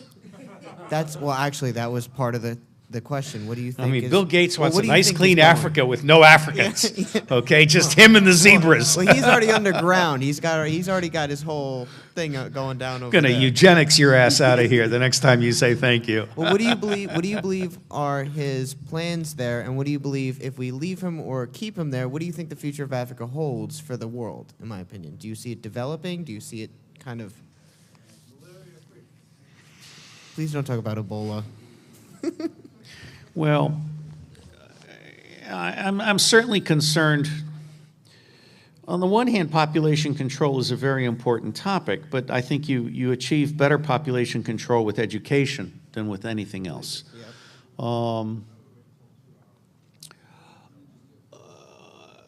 I don't know enough about Bill Gates and his eugenics agenda, other than to... No one does. Huh? No one does. Yeah, other than to be concerned, because apparently there have been some proven instances where vaccines have included sterilization elements. And of course, Monsanto now is known to be sterilizing animals by the third generation. So there's some real issues here. Can you guys take that conversation outside, please? So I mean, one of the things about Africa, one of the things about the earth is it's huge. When you fly over Africa, there is plenty of room for everybody. I think Africa has a lot of promise, and so does South America. I mean, Chile, for example, Chile could be producing free energy for all of Latin America if it harvested ocean and geothermal and solar. I mean, Chile has everything, but they're not doing it. But my bottom line is innovation comes from diversity, diversity comes from numbers, and we're losing it. We're losing out. But you say that about Chile. They're not Chile, or at least in raw materials, is not technically squandering anything by not producing anything. You know what I'm saying? Like, yeah, in but Africa, I want the them to raw produce free energy. I'm sure they do too, and I would support them as well. I'll sign a little petition for them to do it. I'm just saying, in Africa. Thank you. You're welcome. But more importantly, in Africa, they are squandering their natural resource or the raw material resources that will deplete one day, and there's not really being anything done with the infrastructure. And I wanted to know if you thought, within the political geoscope of the area, what would the nature of that be if we were now if we're taking Bill Gates out of the equation currently? Well, it's not just Bill Gates. You got to take the World Bank out of the equation. Well, there was most the of the one corruption in the one Africa company- is not governmental. There's a lot of capital flight. There's a lot of multinational corruption. There's a lot of World Bank corruption. I don't have any fast and easy answers. My basic approach to all problems is shine a light on it and get as much information out there as you can. And so my basic concept is create an open source hub and make it possible for every African to have a cell phone, have a mesh network, have free access to the internet, and be able to get an answer to any question free online or over the phone. That's what I'd like to do in the next 10 to 15 years. Okay. And the other question I have is, do you see a future for, if not the cryptocurrencies in the way they currently stand, but a market that people actually hold faith in more than a fiat currency? Or reverting back to gold or another standard that has concrete value or Can't weight? eat gold. I don't see gold Well, as just anything that we can put a, something that you can hold, so to speak. Not something based on the belief in it. Or if it was based on the belief, something. Given a choice between cryptocurrency and a handshake, I'd go with the handshake every time. It's about trust. Do you believe it's being manipulated from the outside? Oh, well, Bitcoin seems to have had a bank crash that was internally generated. Well, they actually lost about 10%. What the Mt. Gox thing is, if that's what you're referring to, they lost about 10% of the actual whole market with the amount of Bitcoins they lost, and the effect on the market in the short term wasn't that big. The market actually stayed pretty level for That's the time good. It's being. not something I'm very smart about, but I really am very nervous about anything where I will lose $1 million if I lose my flash drive. So do you believe in another kind of currency that could almost prevail without government backing, so to speak? Good faith between people. Okay. Thank you. You're so welcome. I want to thank you for your service. All right, I'm going to quit. I will go on strike. I will pack my shit and go to bed. I want to remind you that Mt. Gox was Magic the Gathering online exchange, so you can't really put any credit to somebody that runs a PHP application for trading Magic the Gathering cards.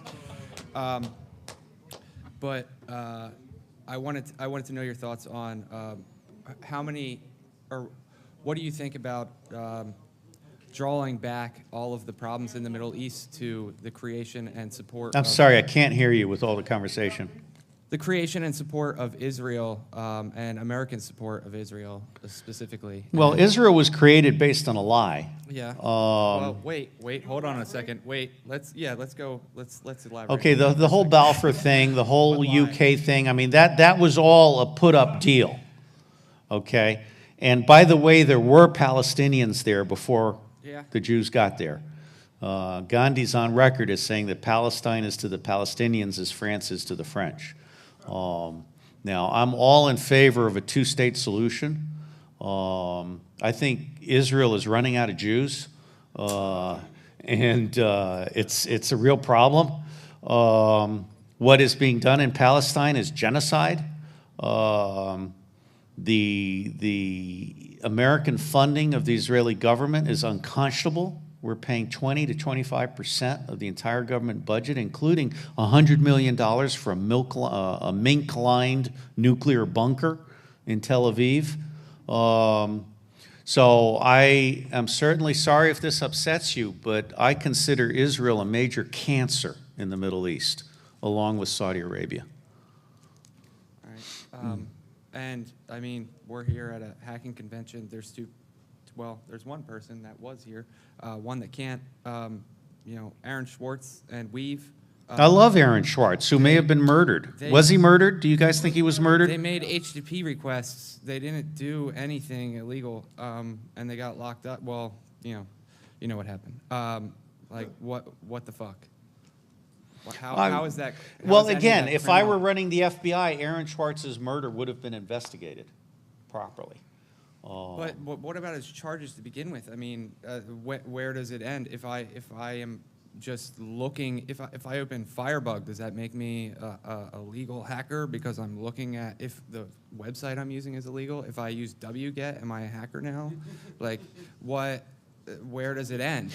Look, I really recommend the book Stop Thief, because what is happening here is the criminalization of normal human behavior. And that's what has to be pushed back. It's not right to criminalize all of these things. I think we're close to wrapping up. Does anyone have one final yes? Yes, sir. Me? Yes. Oh, shit, I'm sorry. I thought you were talking No, to no, this no. They were telling me how many more minutes until 4 o'clock. It doesn't matter. So... No. Yeah. 4 o'clock, the hard stop. So likely everybody here knows the story of Israel and how Israel came to exist, and the ideal behind what that is and what it represents to those people. What's your kind of opinion on what's happening in Iraq and parts of Syria and possibly Saudi Arabia with this whole ISIS thing? Because for me, what it is, and I don't have religion, but it's kind of like the establishment of the Muslim state. So we have the Jewish state, now we're going to have the Muslim state, and they're going to have their own little thing going on, and whatever the fuck, whoever's there, they're going to get murdered if they don't pay the tax. But what do you think about that? Well, no, it's not a Muslim thing. It's a Sunni Saudi Arabian incitement to riot thing. And it's hard to to figure that out because it's not being played like that in the media here, right? The media's we don't have media. We have a bunch of fucking clowns. Well, forgive me. I mean, yeah, for listening. Look. But seriously, is that not a legitimate thing? Like what's going on there as a reaction to the whole state of Israel and whatever you know? Well, now that's a good point. But unfortunately, it's also a reaction to the fact that we've been screwing over the Kurds for a long time. It's a reaction to the fact that we've been screwing over Iran for a long time, that we were very stupid about how we basically tore down. I mean, if I were doing it, I would have negotiated with Saddam Hussein and Syria and Iran for a 5 to 10 year transition plan in which there would be a Sunni state and a Shiite state. And we would reunite the Shiites in Iraq with Iran, and we would have the Sunnis, and then the Kurds would have their own country. But we don't think in those terms. We basically broke Iraq, and we're now paying the price for breaking Iraq. And Syria, I mean, Syria is a Christian state in terms of its government, and people don't realize that. There's an awful lot of anti-Christian stuff going on that is not being reported in the media. There's kind of like a lot of anti-everybody stuff going on, depending on what side of it you're looking at. Well, the bottom line, look, the bottom line for me is that the U.S. government is uninformed and is making bad decisions for the wrong reasons. Cool. Thank you. Hello. Oh, sorry. So like you're a man with like connections and the know-how, and like everyone knows the outward appearance of Bilderberg.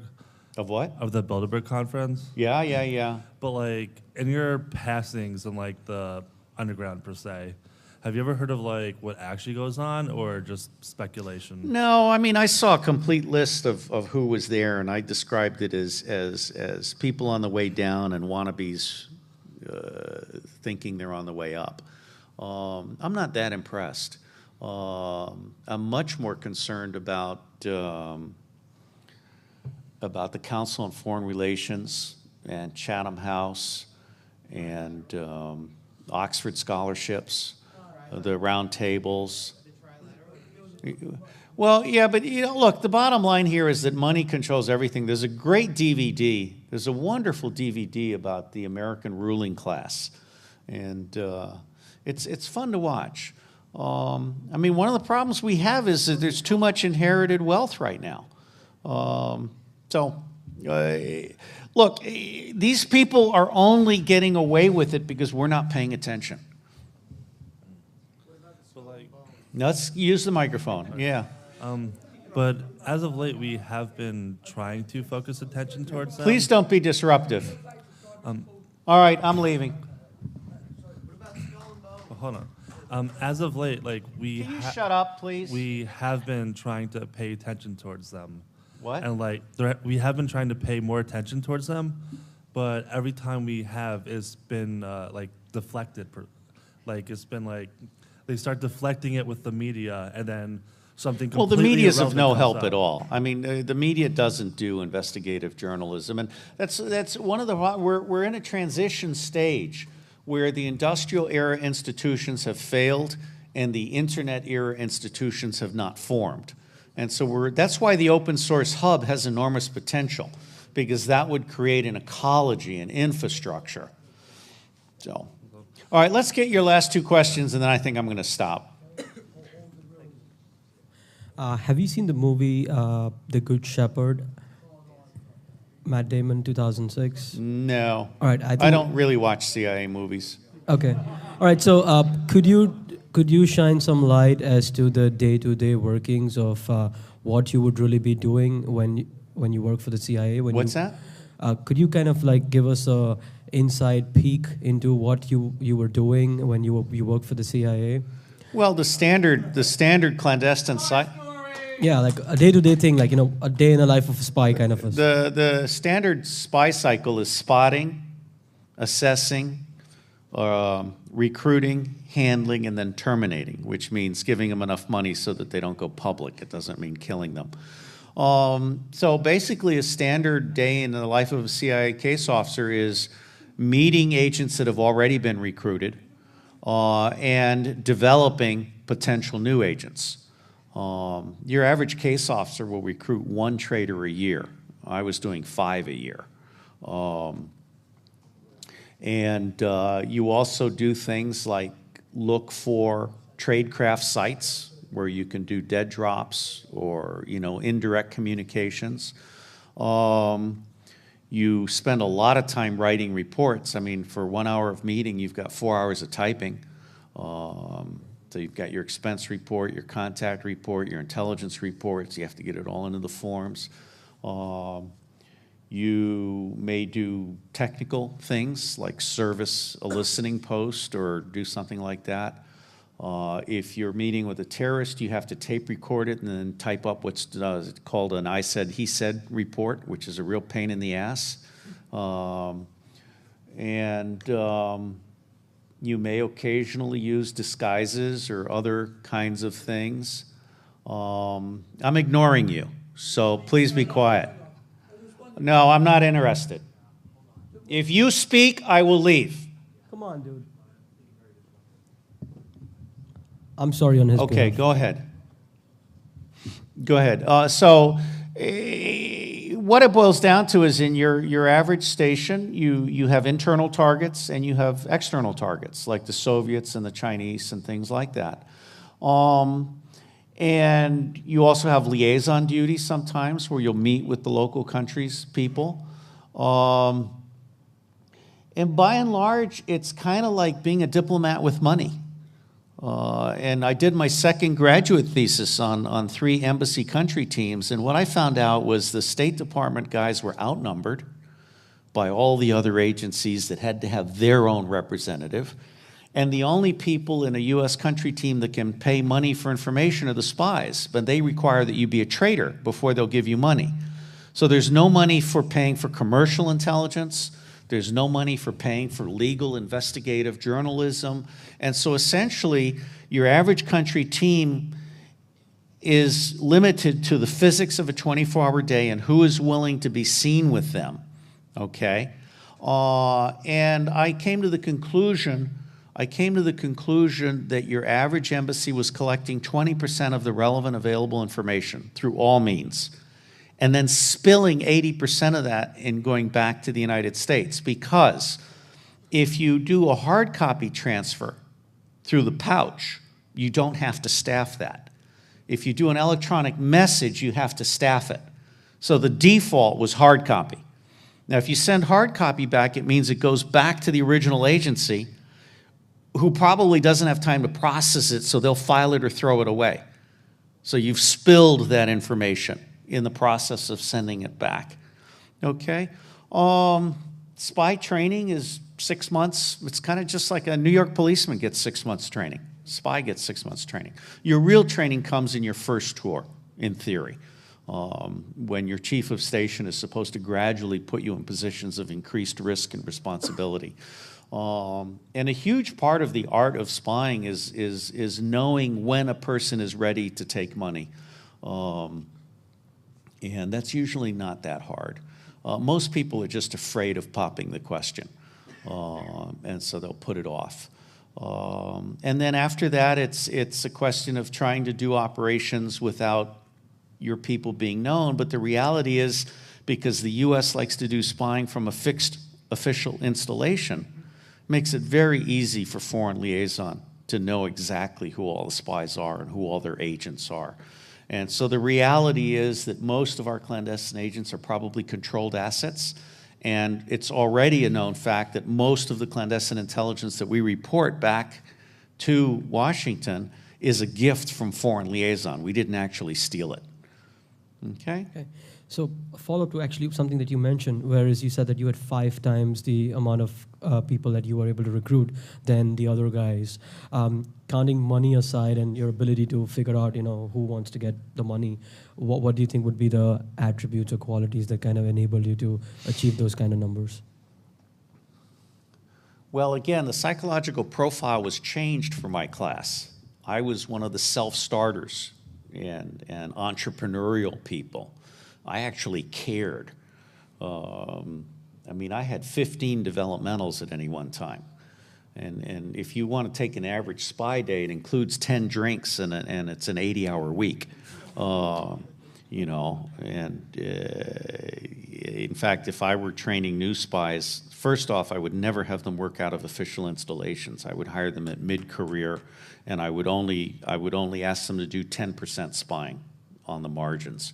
And I would only hire people who have already established their access and their language skills and their cultural and historical knowledge. We hire kids from Kansas and send them out in Hawaiian shirts.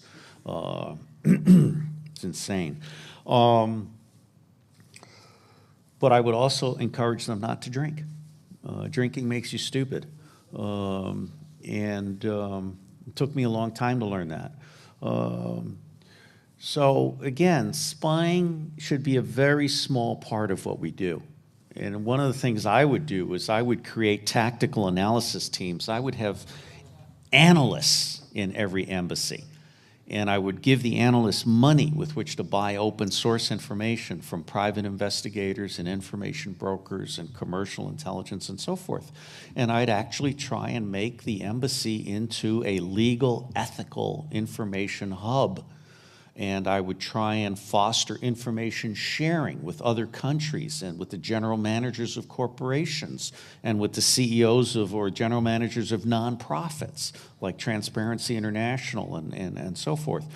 I mean, our whole approach to information today is bilateral, secretive, limited, and there's nothing in there about true cost economics either. Okay, let me try and clear this line, and then I'm going to stop. Okay. No, I think I want to stop at 4 o'clock. Okay, so 1 minute per person. Hey there. Only got in here. Thanks, Greg. No, I'm done. I'm done. We're stopping. Only came in here really recently, and in just the past 15 minutes, you broached tons of topics. So just to be participatory, I heard you mention eugenics earlier, just in a joke, but I was wondering what you thought about like state-sponsored eugenics programs, such as in China, for example. State-sponsored what? Eugenics programs? I'm a total supporter.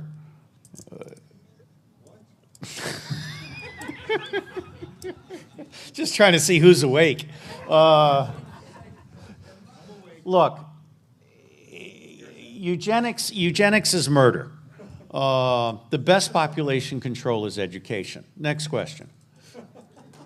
Going back to the spycraft aspect of this conversation, what did it feel like the first time you had to bug an area? And did you ever have any like close calls or oh shit moments? Yeah. Well, first off, when you bug an area, usually you have an agent plant the device. And the hardest part is making sure the device is actually put in the right place. And then, of course, you have to have a listening post. As far as being in a tight spot, yeah, I got caught once in a tight spot. I was terrified. I got out of it. Could I ask? Like, No. Okay. Next question. I want to say thank you for your service. So you just said that you think that education is important. What do you think about when religion is essentially phased out? Do you think the world would be a better place without religion? Well, I think someone left this. Faith is important, and ethics are important, and the golden rule is common to all religions. Something is needed to keep people together.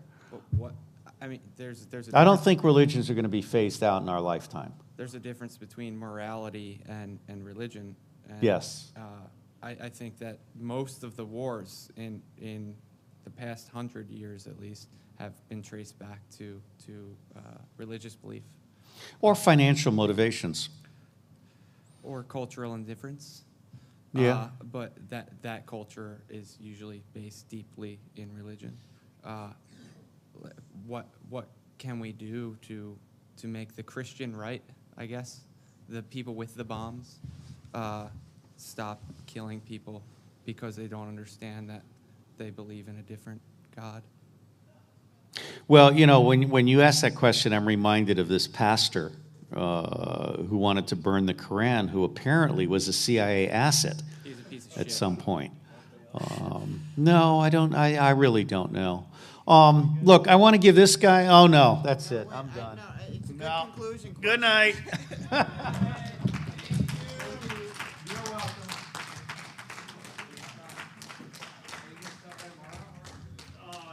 The passports are immaculate, and I've cleaned up after aircraft accidents, and you have body parts and luggage and panties and everything, okay, all over the landscape. This looks like a dumped job, just like Pennsylvania. And so from where I sit, there is ample evidence that this was in fact a covert action, and it was not shot down by the separatists. It was probably shot down by missiles bought by the Ukrainian Jew, who is a multi-billionaire, who is basically collaborating. So, you know, I don't know one way or the other. I have no agenda in this fight other than I would like the United States to stay the hell out of it. And so I don't know one way or the other. What I do know is I cannot rely on the U.S. media or the U.S. government to tell me the truth, or to even find the truth. Okay, so that's where I'll stop on that one. Another question? Yes, sir. So I get from your talk that you do have a special interest in India. I'm from India, and I was there during the 2008 terrorist attack in Mumbai. And excuse me. Planned and organized by the Pakistani ISI with help and funding from the CIA? Pretty much where I was getting to, but is that, could you kind of shine a little more light than... I feel your pain. Because it seemed, and what do you think of... Look, we're promoting terrorism. I mean, in Vietnam, we were bombing fucking Jewish monasteries. And we were supporting a Catholic Mandarin. We do all kinds of stupid shit for the same reason Clinton got a blowjob, because we could, okay? I mean, really, we do stupid shit that has no adult oversight. There's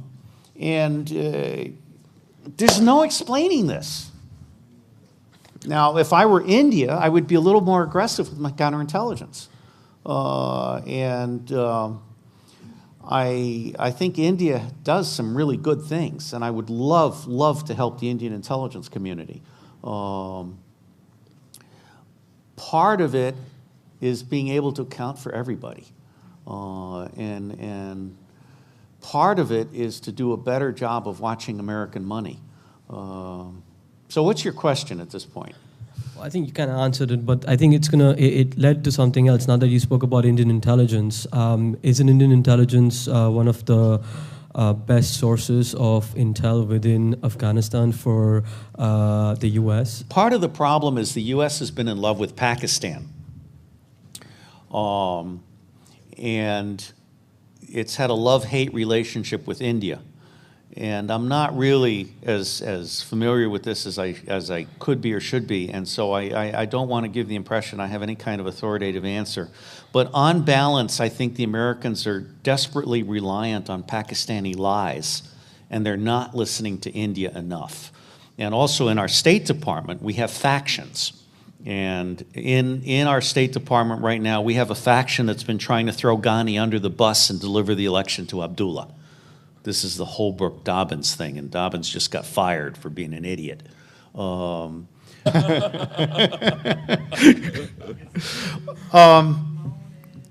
not following Syria, but what I find interesting is that we're actually thinking about having common cause with Iran. Again, Israel and Saudi Arabia are two of the greatest destabilizing forces on the planet. A Zionist Israel, not my loyal American Jews, less those that say shiksas don't count, which is where I really got to understand the philosophy. More shiksas do count? No, they don't count. Okay, never mind.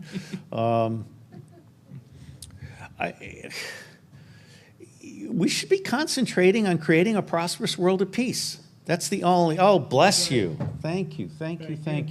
All right. Caffeine free, are you out of your fucking mind?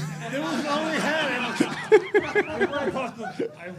It was all we had. That's right, he was blind at the time. Thank you. I mean, I'm glad to lubricate my throat, but I'm going to have to pee at some point. We should, the profit from peace is extraordinary. And it just kills me that we're literally committing national suicide. I mean, there's a great book, National Suicide A to Z. We're committing national suicide. And I don't know how to get out of it. I feel very helpless. And I only come here to be with other helpless people. Support group. Yes, exactly. All right, shall we call it a night, or are there more questions? Oh, I won't stop. I mean, please. Just a quick question on what you think is going on in Ukraine. Do you have any? Oh, yes, the Israeli covert action with the decomposing bodies. I have, what? Oh, he woke up. Okay. Let's unpack this. First off, when the first Malaysian airliner went down in Asia, we found a duplicate in a hangar in Tel Aviv. Okay? No.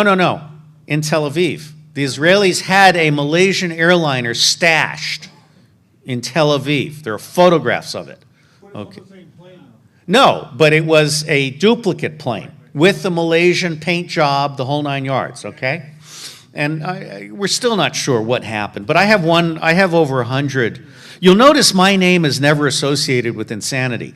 I have over 100 contributing editors, and one of them, Owl, is particularly good at this stuff. And Owl has just posted 2 items on the Malaysian-Ukraine thing, okay?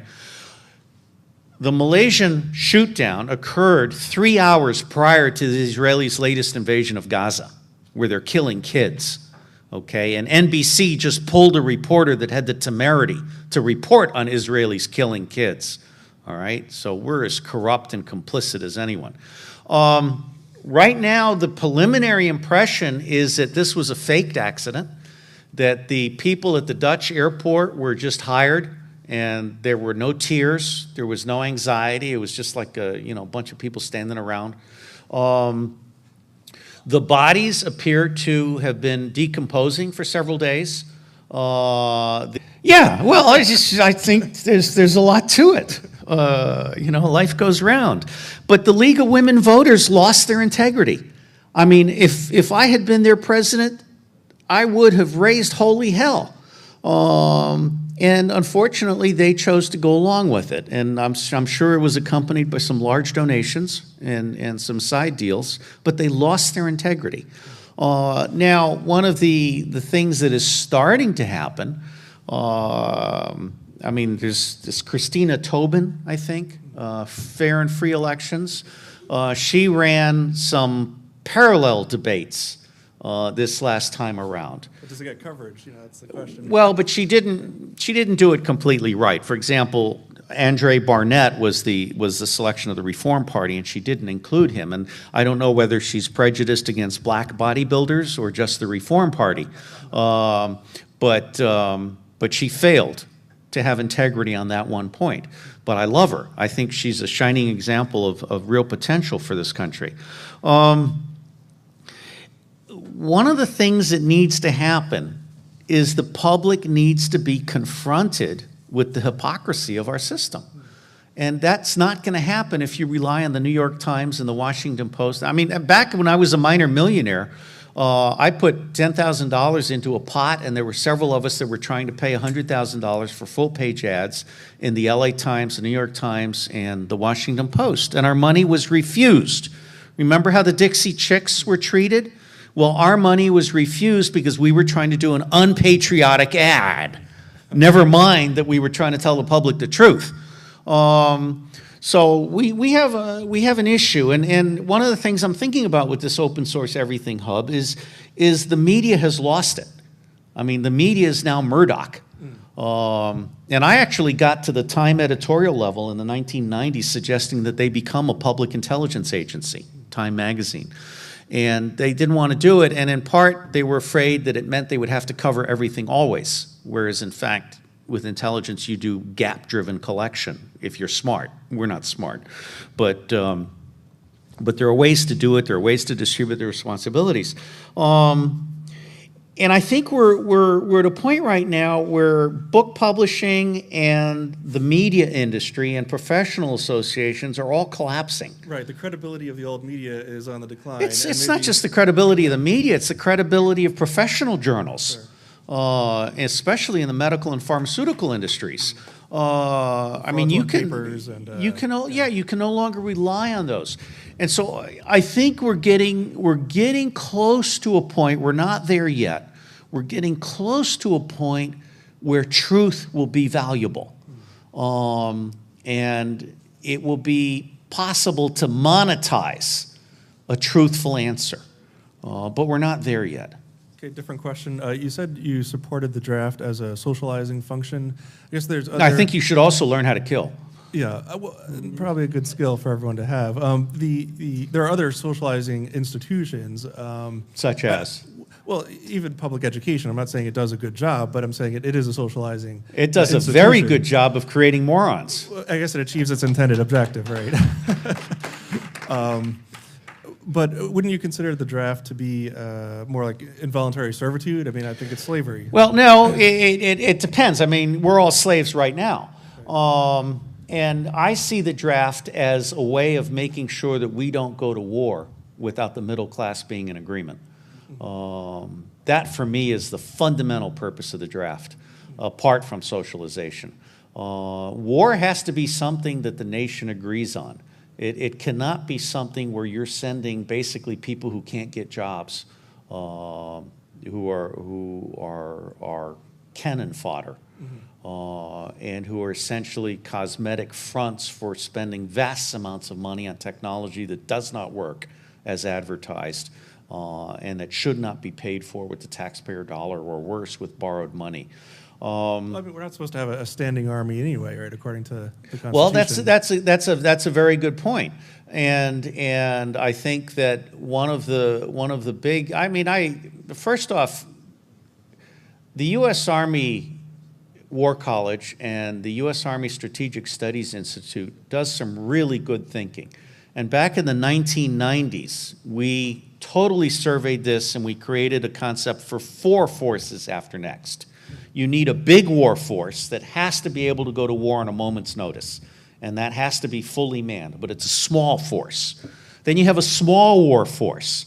And that force has a cadre of full-time personnel, but a vast number of reservists, particularly reservists in the civil affairs and other stabilization, reconstruction, and kind of revolutionary condition things. Then you have a peace force, which is almost totally reserve, and it's a 90-day in and out kind of force. okay, where you go into Haiti and you go into Somalia and stuff, and you create water points and all these other things. And then finally, you have a Homeland Defense Force, which includes stopping illegal aliens and massive counterintelligence against our own internal enemies. But nobody wanted to do that because again, remember that the infantry is 1% of the budget. Right now, the military budget is about spending money on shit that doesn't work, that's very, very expensive. So no, for me, the draft, I mean, do not misunderstand my affection for the military and the U.S. government. I mean, they are both very, very important institutions that are just Swiss cheese corruption right now. All right, so following up on spending money on shit that doesn't work, I've noticed a big rise in tunnel warfare in Syria recently on part of the FSA, and I know you'd mentioned the extreme effectiveness of the Coochie tunnels in Vietnam before. I'm curious if you think subterranean warfare is going to continue to kind of take off, and if you think we're as ill-prepared for it as we were with tunnel rats in Vietnam, aside from a couple bunker busters. I'm sure we've made some advances in subterranean detection. I'm not familiar with it, but I just do not underestimate the capacity of human beings who are highly motivated to do things that are just amazing. And I also, Would that include deep underground military bases, getting back into the more foil hat territory? No, I don't think it's tinfoil hat territory at all. I mean, I think there are massive underground installations across the United States of America. Possibly dug with nuclear subterranes, or are we getting too far afield? No, there's, excuse me, far afield in this room? Ratio instead of a 4-to-1 survival ratio. But we didn't do the back office stuff. And so basically we can save them while they lose their limbs, but then we can't reconstitute them once they're home. That's exactly. Well, that's right. That's right. And again, that's an example of true cost economics. Okay, we're just not creating a society. Go on, sir.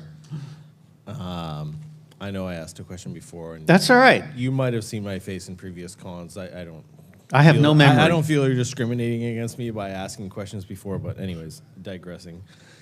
You talked about the subversion of basically the three main areas of the United States government.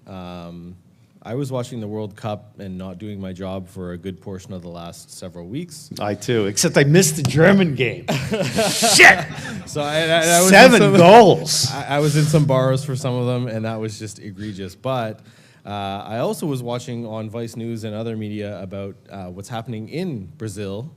And I guess the question is, are there any sort of successful, not revolutions may be the right word, but what's happening there, and is that telling of the future? Sadly, I'm not as informed as I'd like to be. For instance, I had to come here to find out that there's a province in Mexico where you're not allowed to own land. I mean, that's way cool. And the French are similar, and that's good. The Porto Alegre and the whole participatory budgeting thing was a brief shining moment in Brazilian history that was rapidly repressed. And one of the things, if I had the open source everything hub, one of the things I would be doing is creating the public intelligence network. And I would be scouring the world for examples like this of what works. Right now, what works is being kept secret. Yeah. And the last thing CNN money wants to cover is success stories that aren't directly associated with fraud based in New York. So I'm very excited by the potential of finding and promulgating success stories. But I don't know of any myself. I mean, Singapore is a success story in its own right, and Lee Kuan Yew has done a great job there, but Singapore also has its limits. They really think that they can forecast the future rather than create the future. And part of true cost economics is creating the future rather than trying to forecast what all the other morons are going to do. Which seems like that's all what's happening right now. Yeah. In this part of the world. Yeah. Thank you. My pleasure. Yes, sir. What can we do to smash the stranglehold from the Commission on Presidential Debates on the presidential debate. That's a very good structure question, in this because the country. League of Women Voters lost their integrity. Right. They lost the presidential debates because they had the temerity to ask questions that were not provided beforehand and to include third-party candidates. Had they had integrity, they would have said there will be no sex in America until we get the debates back. The Lysistrata strategy. And fuck you very much, okay? But they weren't willing to do this. I mean, you know. Well, that's the strategy of Lysistrata by Aristophanes. There's a Greek play where the women withheld their intimacy, and it worked.